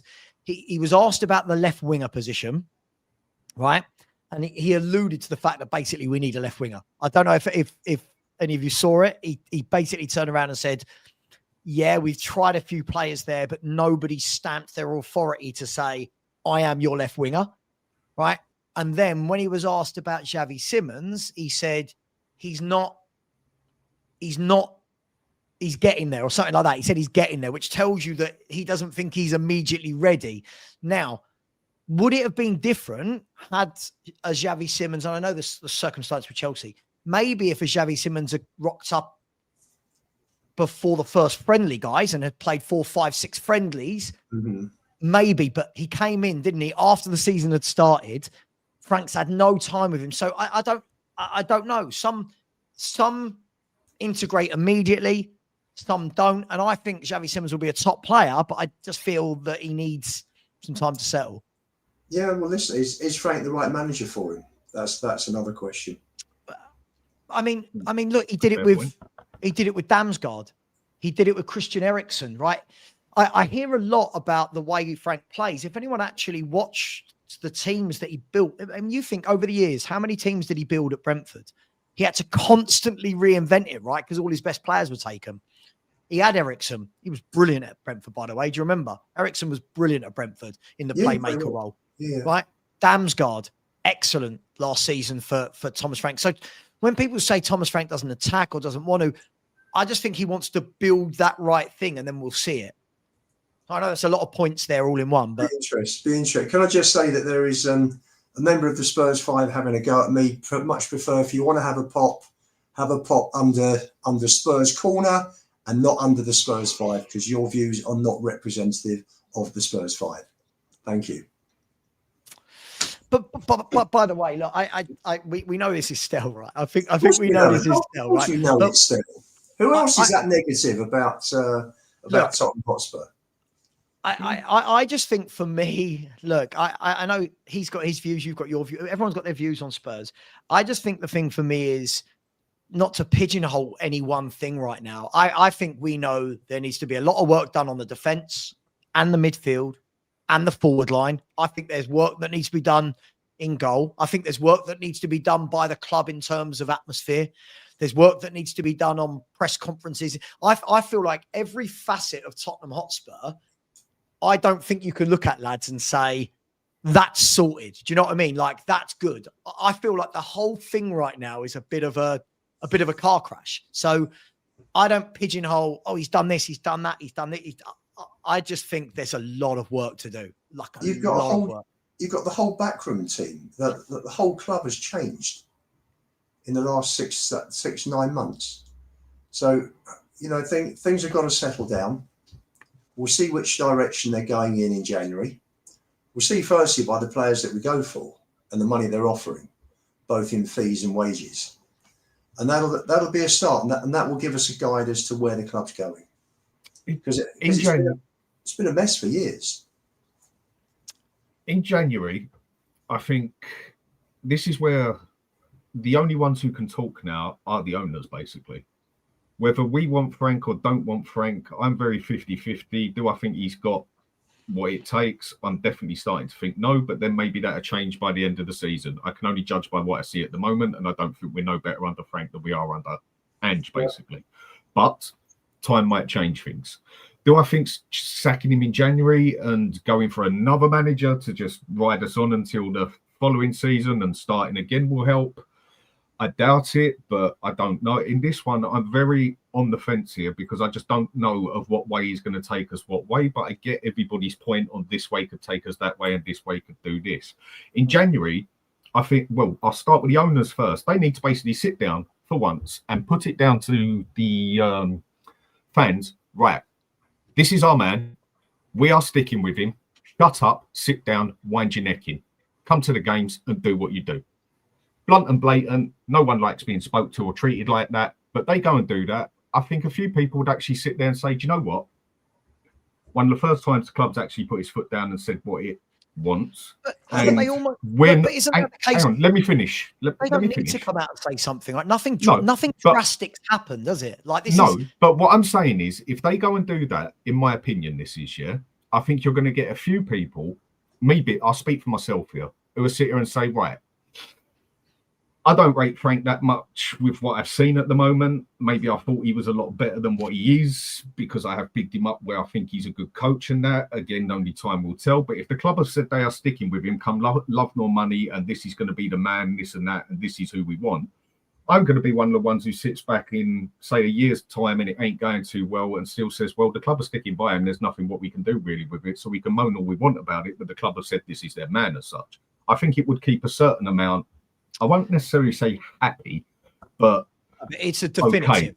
You can see where you're going. Whether there's light at the end of the tunnel or not, you've at least got it on the map where you're going. But wouldn't it be now, when it comes to players in January, I think that the club needs to also make its mind up. Right, if he ain't the man and we're going to keep him till the end of the season, then we don't go and give him 100 million to spend. The club have to go and spend 100 million sensibly for once and buy for the club. And what I mean by buy for the club If you go and get, say, for instance, we go and spend 60, 70 million on Edison and go put him in that team. Doesn't matter what manager we get in next. Agreed. He's in that team, bang on. yeah? And that is what I Bang mean by buy for the club. Whereas other times we've bought players that just ain't going to work for the next manager because they don't play his system. No Agreed. manager is going to sit there and complain about established quality centre mid. He's in the team no matter what style of play you play, basically, is my opinion. I think the club's That's where they need to make that decision on whether they buy for Dan, him or the club. This is exactly do they want to keep him? This is exactly it, right? I think the problem is when we say about buying for a manager, this goes to my whole point, Dan, that Spurs have not built over the years an identity, not a manager's identity. We haven't built an identity as a club. Like right now, if Brighton sack Hertzler, right, they will bring in someone of the same ilk. He won't be exactly the same as Hertzler, but they will bring in someone of the same ilk that will walk into a squad of players that have all been built to play that way. And like I said in the show before you joined, Dan, you might have heard me say it, Brighton buy brilliantly for what Brighton need. It's not that every single one of their players is the world's best. They buy for what Brighton are. The problem is the Spurs fans, we don't want to allow Frank to build anything to get to the point where we say, well, let's buy for what we are now. We want immediate improvement. And like I said in the summer, I think this is going to be a year of real ups and downs. I think this is going to be a real year of ups and downs. I've not wavered once on my belief. I said all summer, I don't rate this squad. I don't. I said all summer, I don't rate this squad. I've not flip-flopped. I've not changed. This manager's got a huge job. He's got a huge job on his hands.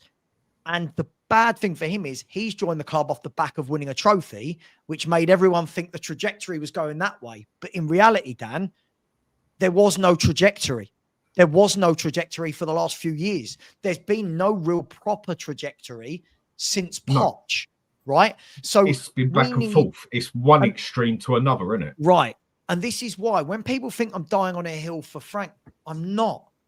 I've said it can be whatever manager, but at what stage are we going to stop this in-out game? At what stage are we going to go, right, can we go through a bit of pain?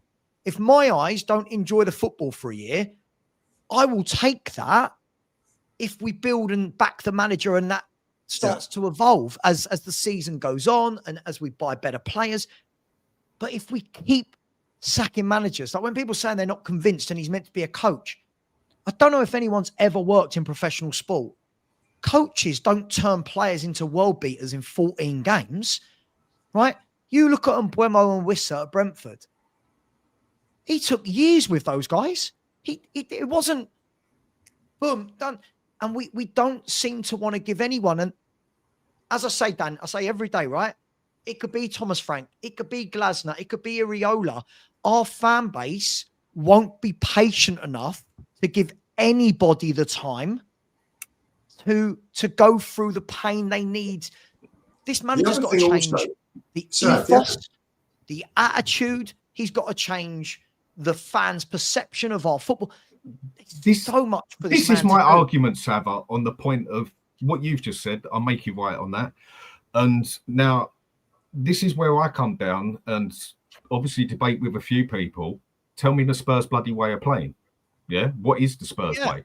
What is this magical Spurs way that has existed for 70 years?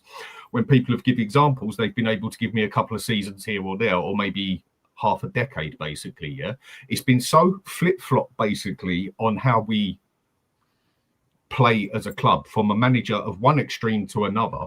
And then I see people talking about, but Thomas Frank don't play the Spurs way. We want to see the Spurs way. But then they sit there straight away after and say, Glasner is a manager I'd accept. Well, hang on a minute. If you'd accept Glasner, well, what's this Spurs way then? To me, that's contradicting yourself. This is my biggest point. But it's an example. Sorry, Luke, I've seen people. Before you come in, this is my biggest thing, Dan. I genuinely don't think there is one right answer, because what I hear people say is, we need to project, but this isn't the right guy. But Dan, what you think the right guy is, what Lubo thinks the right guy, who I think the right guy, who everyone's got an idea of what the right guy is. Some people think it's just a winner, but this team isn't built for winning right now. This is a team that needs to build, right? Some people think it's Glasner. Glasner's not a Spurs way type of manager. Some people think it's Iraola. If we had Iraola, the first moment it goes bad, Dan, what will everyone say? He's Bournemouth level, right? So we don't seem to know what we want. De Zerbi now seems to be a name that's being reappeared. De Zerbi would blow the club from the inside out because he's another hothead. So what is it that we think a new manager coming in is going to do?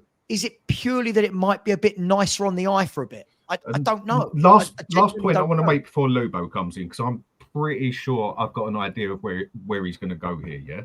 With this Spurs way of playing, the example I get is the way we played in the 50s. It's the way we played in the 60s, maybe even some of the 70s. So, okay, what about 80, 90, 2000, 2010, 2000? You know, what about the past 50, 60 years then, for God's sake, yeah? So you're telling me that Spurs have now been out of sync for 40, 50 years. Basically, you're telling me I have never seen Spurs play the Spurs way, bar maybe closest being Harry Redknapp as such. You got Redknapp, you got Poch. Going back for me, it was Nicholson. Poch played a very different way to Redknapp. Pleat played. Hang on, Poch played very different to Redknapp. They both played attacking football with flair players, but played a very different way. Of course they were, but they were both right. So what one's the Spurs way? They were both very. Listen, the Spurs way is exciting attacking football. Now, there are different ways of playing exciting attacking football, Dan. Like there are different ways of playing pragmatic football, and there are different ways of playing defensive football. Fair enough. Yeah, fair enough. It all depends what your skill set is. Redknapp had players like he stuck Scott Parker in the middle with Modric. Modric pulled the strings. Parker did the dirty work. You have the two wingers wide. Poch forced teams back by pushing. He had Walker and Rose pushing right up the whole time, which created space for Dele and Ericsson to work their magic. And you had Dembele pulling strings as well. It was a fabulous team. And then you had the finishing of Kane and Son. So they were both very different. Harry had Crouch and Van der Vaart there. We had Kane and Son, completely different players. Different. So what is the exciting attacking football, and that's what Spurs want. That's the Spurs way. Right, but we've only played this 5 years here, 5 years there, 2 years here in the past 70 years. Well, I don't know. So how can you call that good teams? I'm not disputing. I'm not disputing that. But the point I'm making is, Berkshire has 6 years at Spurs. Right. When did we win the leagues? When did we win the leagues? When did we win the leagues? Okay, when did we win the leagues? When did we win the league? It's not about winning leagues. No, that's not the point I'm going to go to, yeah? What I'm saying is when we have played these types of football, yeah, compare the amount of years that we've played that type of football to the amount of years we haven't played that football. I think the amount of years we haven't played that football significantly outweighs the years we have played that football. So out of, let's say, 60 years, let's say we've played that way for, would you say 15 years, 20 years, if you added up every manager? Nicholson was there for 16 years and played some really good football, tried to play football right the way through his term.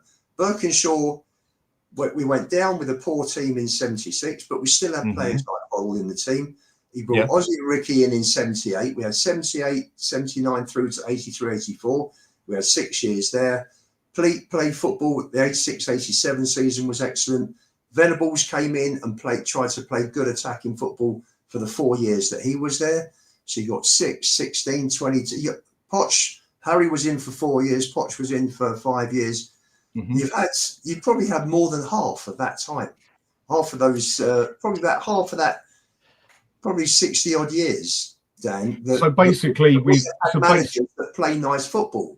Okay, so basically, we've been in sync for 30 years and out of sync for 30 years, is what you're telling me. I mean, yeah, that's right. Yeah, probably. Can I ask a question? Lubo, to you? If that's how you see it, fair enough. Look, I get the Spurs way, right? We've all grown up talking about it. We all kind of loosely know that it's playing nice football.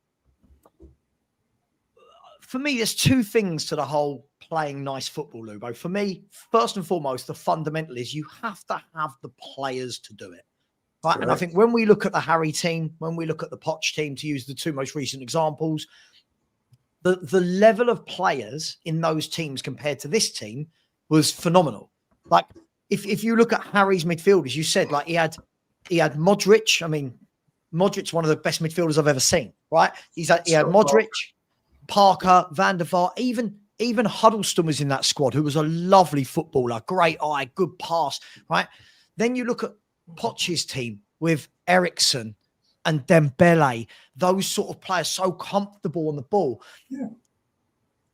But I'll ask you this, who in world football right now is actually playing really nice football? Because I'm not going to name any names. Somebody messaged me yesterday morning and said, that was after the games on Tuesday night, and said, the standard of football has got so bad. Like football's boring now. There isn't Mavericks. There isn't, you can't see them. There isn't Ginolas. There isn't Zolas, Bergkamps. There isn't JJ Okochas. There's, so it's who about is speed playing, and physicality and strength? Do you know the only Sure. team that football? The only team I've enjoyed watching this season, where I've been present at a match, has been PSG. And yeah, okay. So now let's look at what PSG have got, right? They've got some of the best players on the planet, right? Mm-hmm. So I get this need. By the way, Lubo, that's my style of football, right? When people think I'll back Frank, you don't think I want to watch free-flowing Barcelona-esque football at Tottenham? Of course I do. But not many teams, if you actually watch the Premier League, Chelsea are a good team, but they're not great to watch. Arsenal, I watched Arsenal-Brentford the other night. Arsenal are a powerful team. I don't watch Arsenal and go, oh my God, you play great football, right? Liverpool, they don't play great football. Newcastle don't. Like Villa, these are good teams, but who is it that we want to play like? Like who is playing good football? Because I keep hearing this myth of good football, but who is? Right. Well, let me just say, Fran in the comments has put PSG and Barca. I haven't seen Barca this season, apart from a few highlights. I've not watched an actual match. I watched quite a few of their games. I mean, those two semis with Inter last year were iconic. The football that was played. Yeah, Dan and I did the watch-alongs for them. You had two contrasting styles, didn't you? And it was magical to watch. That is the best football, Lubo, I've seen in maybe 10 years. That was one of the best games, like actual out-and-out games to watch in about 10 years. Yeah, I know. Like I said, Inter's my second team. And I was watching PSG. Games to watch. You're watching PSG the other week, and some of the football, they were like playing head tennis and flicking the ball over players' heads to each other. It was wonderful to watch, and we're miles away from that. So for us to come away with a 5-3 defeat, I think people don't realise what a great effort that was. That was brilliant. I thought we'd get absolutely battered, because as a team they are so much better than we are. I agree with what you said, Savva. Football these days for me, and we've said it before, you've agreed with me before, I've agreed with you, that I think over the past 20 years, even go back 25, 30 years, even if you want to go back that far, I think more than half, let's say 8 out of 10 players, you would sit here and say are world class, don't even lace the boots of someone 20 years ago that you call world class. The caliber of player has come down by 1,000,000 miles, not just a step or two. It has come down so far that it's not even necessarily pretty to watch at the best of times anymore, compared to players where there were so many teams that had so many. I mean, you go back 25 years and look at an AC Milan team, for God's sake. Some of the best teams you've ever seen out there, in my opinion. And I'm an Inter man, and then they came off the cliff, and Inter overtook them basically when it comes to the amount they've won. That's it. That's Inzaghi, Dad. So what? Yeah. So what is, again? It's each their own at the end of the day. Of whatever turns you on. Some like blonde hair, blue eyes. Some like black hair, brown eyes. It's whatever. I am more than happy with watching a manager like Glasner play his style. I love the way he interplay, soak up the pressure, then 3 direct balls up the other end of the pitch, or get it up to the winger, cross it in, get it in there, cut in with a bit of pace up the front, but be able to soak up the pressure at the back. I love the Italian way of playing football. Other people say it's boring, it's pragmatic, it's this and that. But like I said, whatever turns you on at the end of the day. Some people totally loved Angie's ball. Yes, just kamikaze forward and everything. I would rather lose a game 6-3 than scrimp and scrape and play pragmatic and win a game 1-0, which personally I think is a bit of a strange comment. But again, each to their own. So it depends what you also want to call good football as well.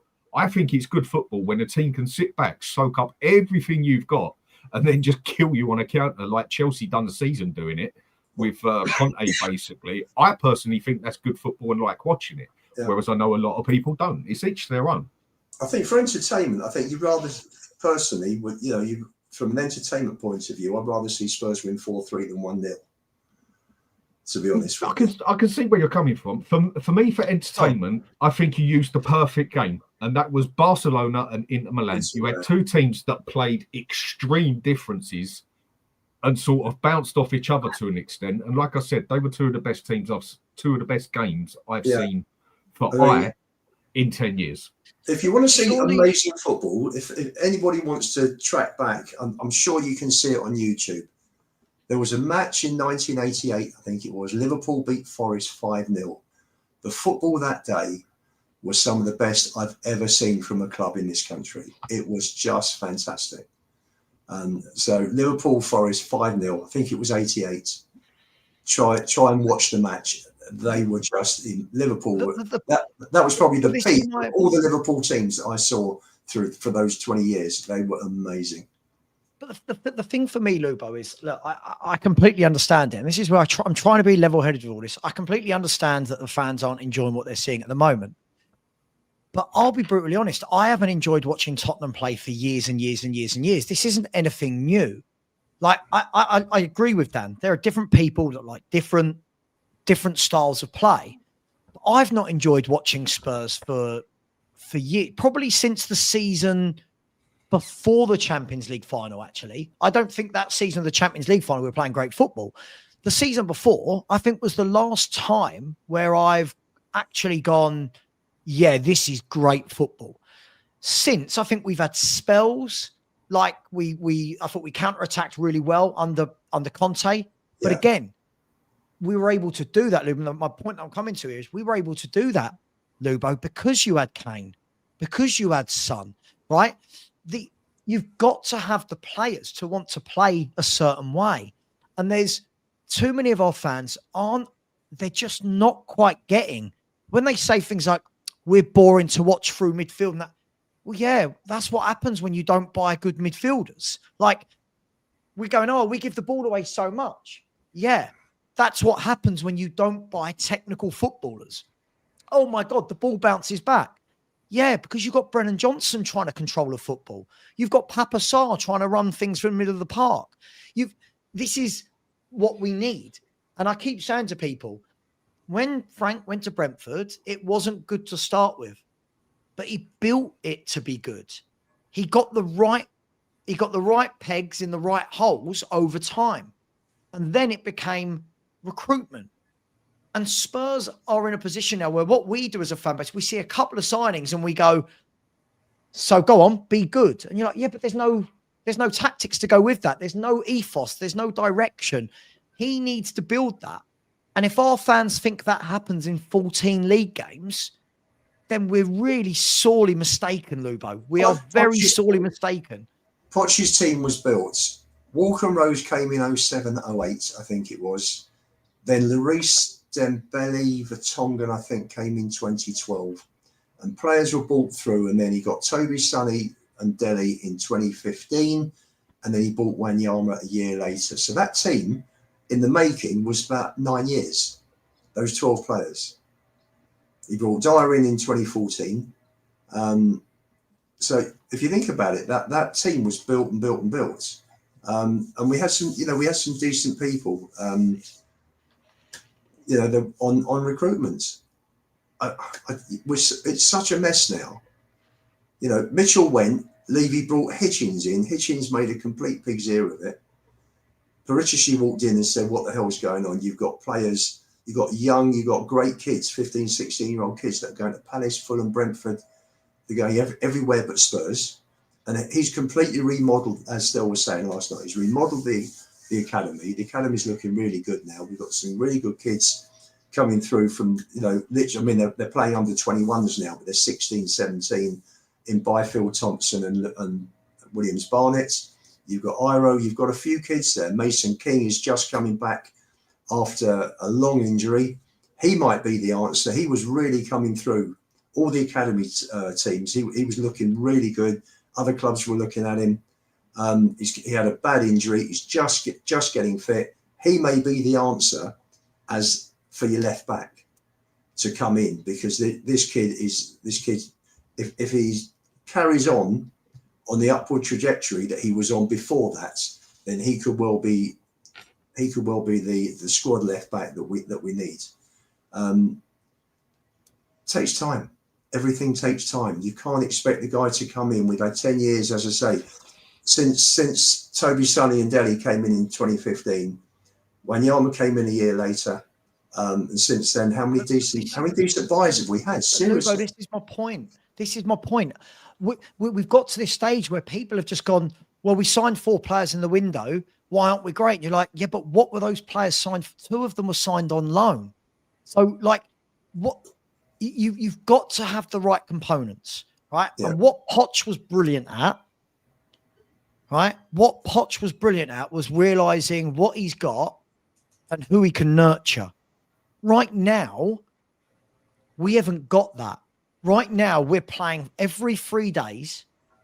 We don't have good players. We don't even have a good 11, let alone rotate. So what's happening, Lubo, is every single time this manager picks an 11, all the people that don't like Frank immediately jump on him, Lubo. Oh, that's a shit 11.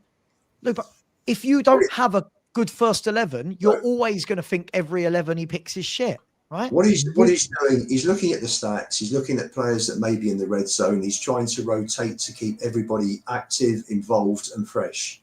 And that's what he's doing. And unfortunately, because of this, because we haven't got the squad at the moment to compete in these competitions, and we don't have time to. He doesn't have time to coach and drill the team, because it's like Saturday or Sunday midweek.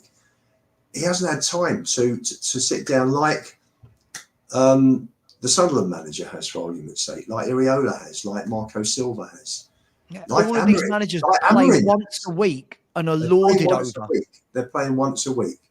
I mean, but what a great job. I know people were commenting about what I said about Sunderland's squad. I think their squad, I think they put together a great squad in no time at all. He's bought 14 players. You see the way those players play for each other. I think with that window we had, I mean, for me, there's 2 ways of looking at it. For me, they've done it the way I would rather they do it as such than to the way they have done it. I've sat here and said for 2 years that I would rather, pardon me, that Spurs go out and buy 2 or 3 even good established players than go out and get 5 bloody crap with 1 okay player, or even just go and buy 2 quality players instead of 5 mediocre crap players. So in one way, I got what I wanted. You can at least, 4 of those players you bought, you would say improved that team. You'd say Mwane is an improvement on who we got up front. Kudus is but not when you buy him injured. No, I agree with that. But he's playing now. He's playing now, and he looks better than what we've got there. Agreed. Still got a score. I agree. Kudus, you'd say that's leaps and bounds ahead of Johnson, but he's not going to put in the same goals as Johnson. But we don't play Johnson's way anymore, so there is even less reason for Johnson to be at the club now, yeah? Paulinia, massive improvement in midfield for what we needed, for what everybody said we needed. DM, we must have this established player there who can handle a DM role. Right, we got him. The only one who's basically let us down as such to an extent, you could say, is Simmons. But you would have said it's another good player that we actually bought. So technically, for me, that first 11 he's got is better than what Ange had. But the thing we didn't do, which we still needed to do, was get other players on that squad, basically, which just isn't big enough for being Champions League and that. That is why winning that Europa Cup and getting us in the Champions League, in some ways, yeah, it was all great, but in other ways, it's really done us no favours in aspects You're as right well. on that. You're right. And You're right on that. so It's a double-edged sword. Being in the Champions League this season is a double-edged sword, because playing every 3 days, fine, but you've got to be able to. Yeah, like if Arsenal go and play in the Champions League, Arsenal could rotate 3 or 4 of their back 4, right? I'm not saying they do, but they could, right? Arsenal can say, all right, Mika Marino, you start today, or okay, Zubimendi, you start to. Problem is, we've got players, like we're going to places like PSG and having to play kids. Like that's how poorly we've put this squad together, Dan. Like, and that's the biggest issue for me. It's not that we didn't sign some good footballers. It's that what has the squad been put together with in mind? Like what, you know, I always say this in the summer, right? When you bring in players that late in the window, this is what happens. We bought in 2 of those 4 players in the last week of the transfer window, right? So it means the season's already started. The manager's had no time with them on the training pitch. Now you're playing every 3 days from the beginning of the season, so the manager's got no time on the training ground. Don't worry, Lubo. I'm going to wrap up the show in 5 minutes anyway, guys. So for me, it's not that, oh my God, the players we bought were terrible, but what were they bought in mind of? You know, Mawani, yes, I think is better than our other strikers, but if you're bringing him in on the last day of the window when he's not fit, the manager now, he's at a disadvantage because you've gone, right, well, that's the player you've given me. He's not ready. Simmons, he's not ready. I've had no time with him in the summer. Right? There's no thought, there's no planning, nothing. No planning. It's like different managers, different styles, different player profiles that they want. The whole thing's a shambles. It's been going on for years and years, and we are where we are now. You know, as I said on my 7-point job, no long term, no mid term, no short term strategy. Never has been. So how do we expect to be successful as a club when there's no planning, there's no structure put in place? And that's why I don't want to see this, Lubo. That is why I do not want to see things like this. Right? Sean's telling me he's a special player, this kid. But he's 19 years of age. He scored 5 goals in his career. We don't know if he's special, right? The problem, this is the problem, Lubo, right? We get to that stage where we start convincing ourselves, but this kid is different. But this kid is different. When we sign him, what will happen is he'll come in, and then every time he doesn't play well and he's critiqued, our fans will go, but he's young, right? But he's young. If we go and make that signing, guys, and again, in 3 years' time, he could be the greatest footballer in the world. If we go and make that signing, it will show me, I don't know about you guys, that nothing has changed. It will show you nothing has changed. We're still going down the youth route, right? And again, we will not be buying. Liverpool are looking at him as well. Yeah, but give some Lubo, credibility to the player. Sure, but Lubo, the difference between us and Liverpool is when you look at Liverpool's forwards that he can be behind, right? Liverpool have got Salah, Wirtz, Szoboszlai, Ekitike, Gakpo, and Isak, right? Hang on. They've got ready-made stars now, right? So that young kid can go there and just come on. We don't have ready-made players for now. We need first-team players. So if we go and buy more 19-year-olds, Lubo, I'm sorry, but then fans like you, you can't then come out and say, what if they buy Lookman as well? What if they buy the 2? But why buy Lookman and another senior pro? Why do we need another? Why go and even buy the bloody kids? Why do we need any more kids at this football club? Exactly. If they're both going to cost 40 and 30 million, let's say, for example, what I'm sure there's plenty of established players out there who've got more of a history that we can buy for 30 million. Like me and Savva both proved, and we always bring this one up, that we could have bought players for less bloody money, less bloody wages, much, much better established player than the amount that we spent on Gray, Odebert and Tell, basically. So why go out and spend 50 million on a quality established player and go and spunk bloody 30, 40 million up the wall that you could go and get an established player now when you've just got a kid who can't even get into the team, who's never really proved himself.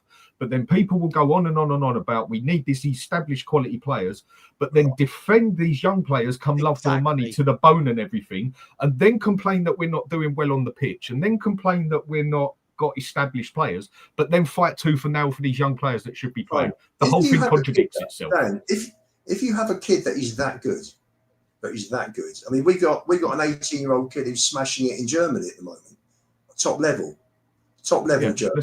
Let's see how he does it in the Premier League. So he's 18, you know. He's so highly rated. Aren't you falling into the same trap though, Lubo? Of it's youngsters. Then what we'll do is we have the money, we have the financial strength to buy both. Hang on, but we don't need both. Like, Lubo, why do we need more teenagers? Please explain to me. We have got, right? Look, listen to these teenagers that we've got and young 20-ish, right? Listen to these players we've already got that can't get in and everyone gets annoyed about, right? Spurs have got Dane Scarlett, Will Lancashire, Yang, Valise, Jamie Donnelly, Alfie Devine. We've got Tyrese Hall, who's out on loan. We've got Tell. We've got Odeber. We've got Gray. We've got Bergvall. We've got Vuskovic. We've got Phillips. We've got Takai. And you're now sitting going, why don't we get both? When are we going to say, right, the kids, we've got enough? When are we going to say, right, go and get Lookman and get just Locatelli? I don't know. Go and get adults. Go and get grown men. Because what will happen is all the people that will say, well, this kid's different, you'll all complain, right? Because you'll do it. You'll all complain when they're in the first team and not playing well, and the excuse comes out, but they're young.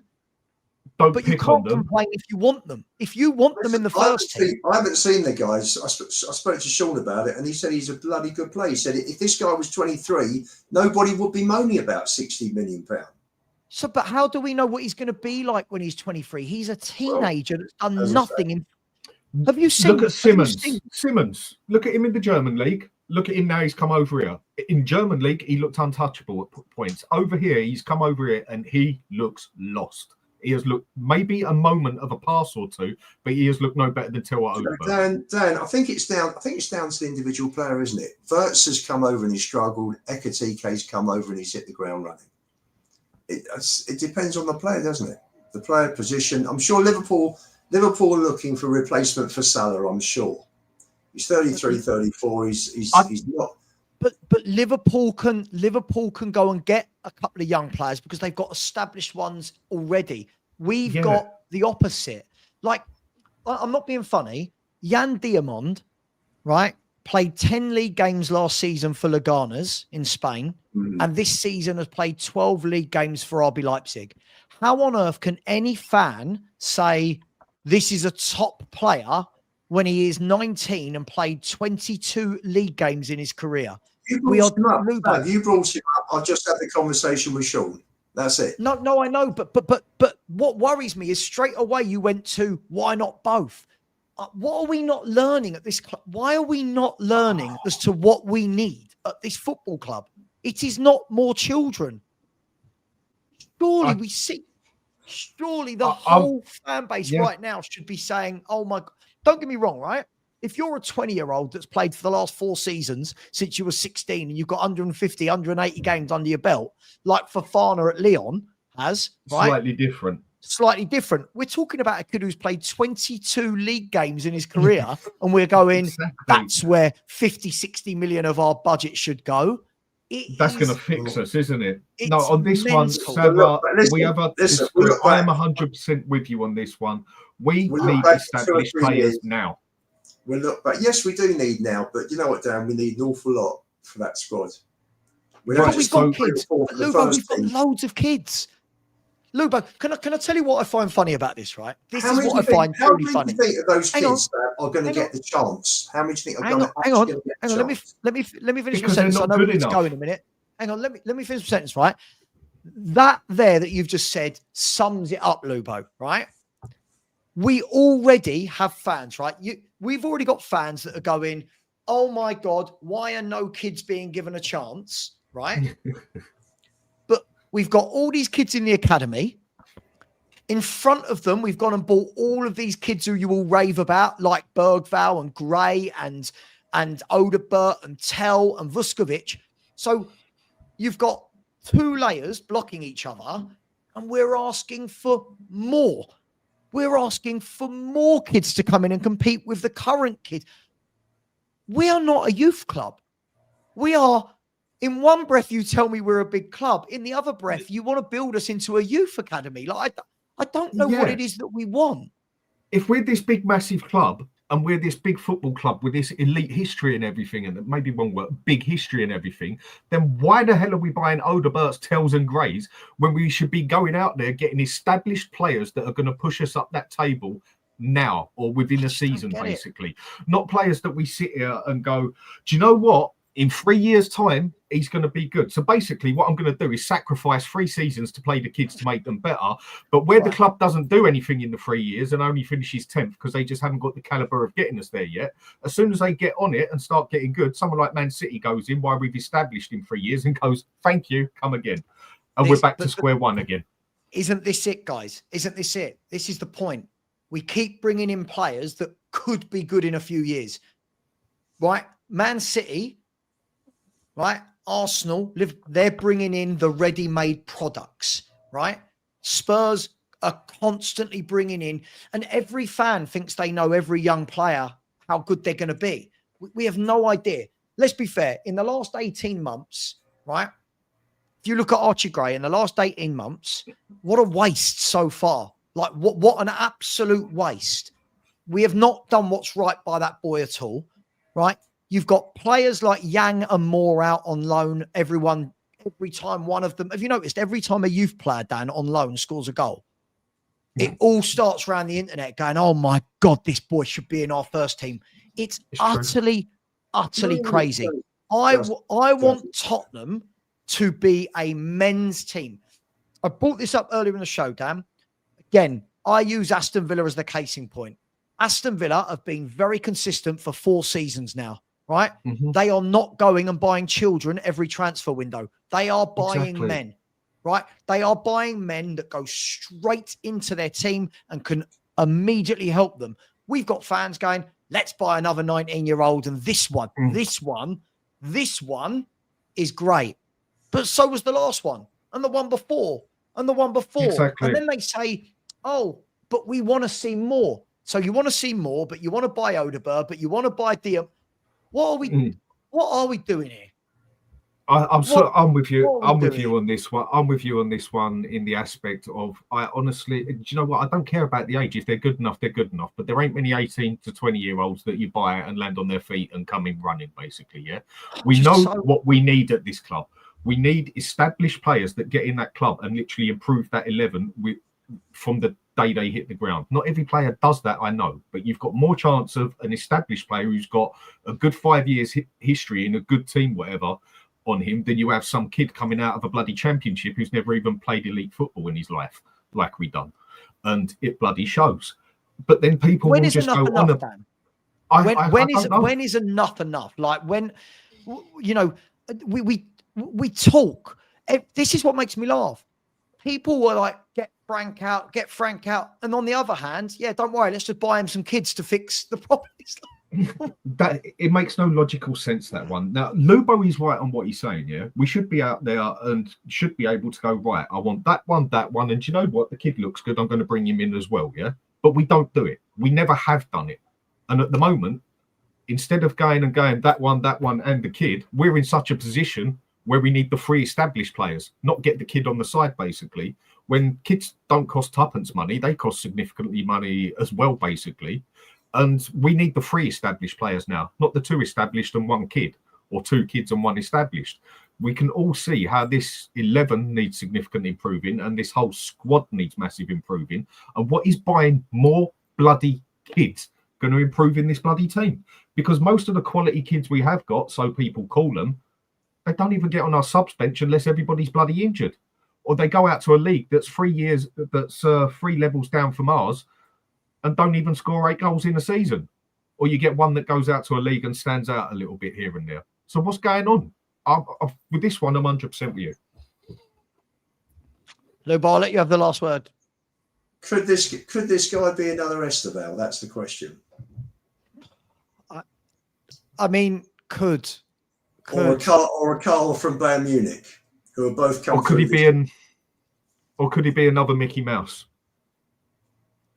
You're hitting and hoping. Do you know what? You might as well just do the lottery every Friday night. Because... Dan, the recruitment team shouldn't be hitting and hoping. They should be looking at a kid like Chelsea looked at Esteval and thought, this kid's good. He's going to come in. He's going to literally walk straight into our first team. Yeah, but Esteval doesn't. Esteval isn't a nailed-on starter for Chelsea because they've got quality around him. There aren't many nailed-on starters at Chelsea. There's about 20 of them, aren't there? No. But my point is, Lubo, Esteval at Chelsea have got loads of players, so Esteval doesn't have to go in and hit the ground running. Yeah. Spurs, we now need players that come in and hit the ground running. Look, all I'm going to say is we can't complain about the academy players not getting a chance, then complain about Gray and Bergvall and Vuskovic is not getting a chance, and still want to buy more kids. It is all we're doing now is blocking the pathway from everyone. And this is why when I remember on the Spurs 5, when I was on it, we all had this conversation where you guys, there needs to be a pathway to the first team. There needs to be this. Then it's like, well, you guys want a pathway to the first team from the academy. You also want to buy Grays and Bergvalls and Vuskovics. Those two things can't exist. You can't just have loads and loads of kids and expect that they're all going to get game time. And by the way, I saw this stat yesterday that I thought I'd bring up on the show. You know, when we're always talking about youth players, right? Look at that. Can you see that? Mm-hmm. 0.012% of youth players in England go on to play in the Premier League. You might as well get your bloody Euro tickets tonight. You might as well get your lottery tickets tonight. Right. Basically the same. That's right. Only 30% of the Premier League players are English. Mm. Yeah. I mean, let's just hope we go out there and don't get hit by lightning, because it looks like there's more chance that happens than one of the players comes from. You think about it. If you've got 20 teams, and say just make it easier, it's got a 25 each team. Got 500 players. So only 150 are English. Yeah. But doesn't that show that when we're just constantly talking about the youth, like out of the millions that play football in this country, 150 will play top level. Of course, because it's tough. Virtually impossible. And Lubo, that is why when everyone is creaming their pants for Mikey Moore and for Vuskovic and for this player and that player, it's a romantic notion that all these kids come through and are brilliant. I've this year alone, I've seen Moore should be in our squad, Donnelly should be in our squad, Vuskovic should be in our squad, Devine should be in our squad. Just everyone apparently should be in our squad, but they want to buy more kids. I'm a Spurs fan. Yeah, if these youth players make it, they need to be special. If you don't, go and buy me ready-made footballers. Go and act like a big club. But at the moment, I think it feels like our fans are asking to be a big club whilst acting like a small club. And I don't think, I feel like that's where the head and the heart. But listen, I just need to do some super chats. Listen, if he come, I can't hear it. I've got to shoot. I've got to shoot. I'll speak to you later. Take care of yourselves. See you later. No worries, mate.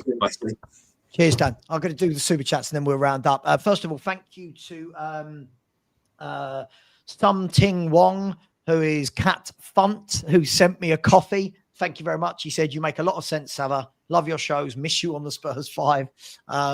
Lubo, it is funny, isn't it? The number of people I see in chats saying I was fired from the Spurs 5 and we've all had a falling out. And it's very, very funny. Let me do some super chats. First of all, let me start off by saying, again, Philip, this was just ridiculously generous. £100 super chat. And yes, guys, I'm going to put some dates out there because I want to do a run for homeless people. When I say a run, I don't mean an actual run. I mean, I want to go into the city of London. I want to buy hundreds of pounds worth of food, blankets, hot drinks, and we go around and give them out because it's a tough world out there, and these people need some support. So Philip, thank you very much for that. That was ridiculously generous. So thank you very much. I'll keep you all updated when that will be. And if anyone wants to join me in London, it'd be great. I'm not going to film it. I find it cringy when people do nice things and film it. I find that weird. I don't want to film someone going up to give a homeless person a sandwich. I'm not going to be doing that at all. Big up to Lee, who just put a super sticker in. Thank you very much, Lee. That's very, very generous indeed. Really appreciate you, my man. Mark Swift said, Savva, can you put this towards the Christmas homeless thing you're doing? Yes, I will definitely put that towards the homeless thing. As I said, I'll get the dates out ASAP. And if anyone wants to join me, they can. I absolutely can. Big up to you, Mark. Really appreciate that. Something while getting it. Come back in with a super sticker. Really appreciate you, mate. Thank you very much. Come back in again and said, I was with Gazza last week in Bournemouth. You'd never know he played football. He was lovely. And I felt privileged, but I was very sad. Yeah, listen, one of the best players. I mean, this was, when I look at the midfielders we've got now, and I look at the midfielders I've seen in a Spurs shirt, it makes me really sad. Big up to you, my man. Thank you so much. Big up to Gazza, because just saying about Gazza, there would be so many kids when he was at Spurs that waited outside the training ground for him to come out. He'd park the car as he drove out. He would stop. He would sign every single autograph on every single occasion he left training, and there were kids waiting outside for autographs. Top bloke. He was. Oh God, he was so good. But like Lubo, honestly. For those that are too young to have seen him play, this man right now would be the best player in the Premier League by a country mile. He was sensational. What a player. What a footballer Gazza was. Big up to you for that one. Big up to Danny Kiriakou, who said, Lubo, grow up, because our kids certainly need to. Good old Danny. I wish I was that young that I was going to grow up, Danny. Believe me. Big up to you, Daddy. Really appreciate that. Big up to my man, Rain, who has said, absolutely loving this maturity in the where are Spurs conversation, Sav. Hope the board are in the mindset and build rather than Levy's reactivity. Yeah, look, Rain, I think the key thing for me is, as I've said, we can keep sacking managers, and people in the chat, everyone's well within their right to want a manager sacked, of course. But there's got to be a plan at some point as to what our Spurs, what are we trying to do? What are we trying to build towards? Like, and everyone going, well, we can't see it under Frank. It has been 14 games and 4 months. Like, can we give the manager some windows and let him build a squad? And I don't know. The more important thing is to answer this. The more important thing is, what do the owners want for this club? Sure. If they don't want what we want, it doesn't matter what manager you're getting in. We've seen all this for 25 years. Right. Lubo, you're spot on. And do you know what I said yesterday? I was having a chat with Stel on WhatsApp about that kid, Diamonde. And I turned around to Stel and I said, look, because me and Stel, we don't agree on loads, but when we do agree, we agree, right? And I said to him, if we go and sign more kids, I said, Stel, if we go and sign more kids, I don't care what manager is at this football club. It will show nothing has changed, right? If we don't go and buy properly, it doesn't matter which manager is at this club, Lubo, right? No. Whoever the manager is, I don't care if it's Frank. I don't care if it's De Zerbi. They've got to back them. And if they don't back them, let's just keep rotating managers and we'll be a bit of a laughing stock. Absolutely. Big up to that. Thanks for that, Rain. And lastly, Jordan is always very generous to me. Thank you so much, Jordan. I said the only way it's acceptable to buy more kids is if we are getting rid of some that are already here. We want to get back to where we were under Poch, yet we didn't even sign this many kids 7 years ago. Do you know what, Jordan? I think you're absolutely spot on. If you're going to bring in this young Diamond because Odeber or Teller leaving the club, for example, fine, right? Surely we just can't keep stockpiling children. Like it, honestly, we've turned into a youth club. It's getting embarrassing how many young players we've got. So last time I can remember is about 18 years ago. We bought Walker, Rose, Carl Norton, and Aaron Lennon. Bang, bang, bang. 4 kids, literally for about 10 million in total. Yeah. But now 3 of them came through, and Carl Norton went back to the Championship. But you think, like, right now, don't forget Valise is still a Spurs player, right?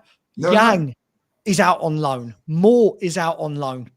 We got 13 on loan. We got 13 on loan. You got 3 kids coming through from the academy. Plus, you got the kids in the squad. We've got plenty. I will say that.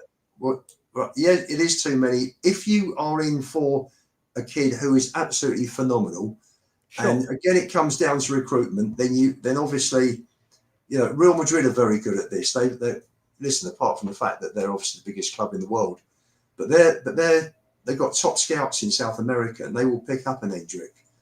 You know, Barcelona, you know, picked out Messi from a very young age, didn't they? He was a kid, and he was in, and he was there for literally for his whole career. You know, so it's about clever recruiting, and if you can get an amazing kid, then you bring him in. You don't hang about and wait for another club to bring him in, because then they'll go into a superstar, and you think, oh, could have had it. It's like Wenger missed out on Ronaldo, didn't he? Ronaldo was down at Arsenal. Wenger didn't want him. I bet he would. Ronaldo was a kid then, 16, 17. For example, Lubo, like when I talk about like Malik Fofana of Lyon, I'm just looking at Malik Fofana right now. By the way, big up. Thank you, Jordan. Thank you for this. Really appreciate that, buddy. You're always very generous to me. Like Malik Fofana has played 151 games over 4 seasons in the top flight, right? And is now a Belgium international. So he's nearly 21, but he's played loads of football, right? When we're talking about bringing in kids that have played 20 odd games in their career, it's just crazy. Listen, I'm going to leave it there. Let's see if anyone else is live that we can send people over to. And my wife bought me some food about 3 hours ago, and I need to go and eat it. Lunch there as well. For Gus and Sully, that day at Portsmouth was superb. I'm sure you were there as well, I know you both remember by the comments. What a great afternoon. And Gazza literally won that set. I mean, he took us to Wembley single-handed. Oh, you think of a goal against Notts County, you think of, he was just brilliant. Absolutely. Didn't he score in the 3rd round against, I want to say we played Marlow. No, we played Marlow in 73. No, we definitely played Margate. We played Margate in 73. Yeah, we played Marlow. I'm pretty sure it was Marlow. No, it wasn't. It wasn't.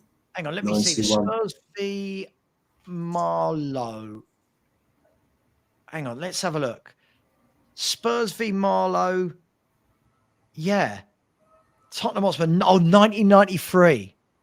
We played them in 1993, Marlow. We beat them 5-1 at the Lane. God, Barmby got 2 that day. Vinnie Samways got 2, and Teddy Sheringham got the other one.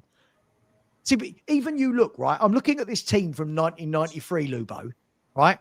Look at the name of some of these midfielders compared to now. People like Samways, Paul Allen, Naeem, Barmby. When I look at that, and then I look at the mid... Anyway, I won't get started into it. Guys, I'm sending you all over to Ben Kaufman, to the Kaufy Company. Please, when you get there, just say Savva Raid or FHTV Raid. Thank you, Lubo, for coming on. Thanks to Danny. Thanks to Sean as well. Thanks to Alex, Mr. Box Office popped on. I'm going to go and eat some food and do nothing for the rest of the day. We'll be back tomorrow because Spurs are playing tomorrow. Big game against Brentford. And my second team, Aston Villa, are playing Arsenal in the lunchtime kickoff. And if Aston Villa win that, they are 3 points off the top. Guys, take care. Much love. And as always, come on, you Spurs.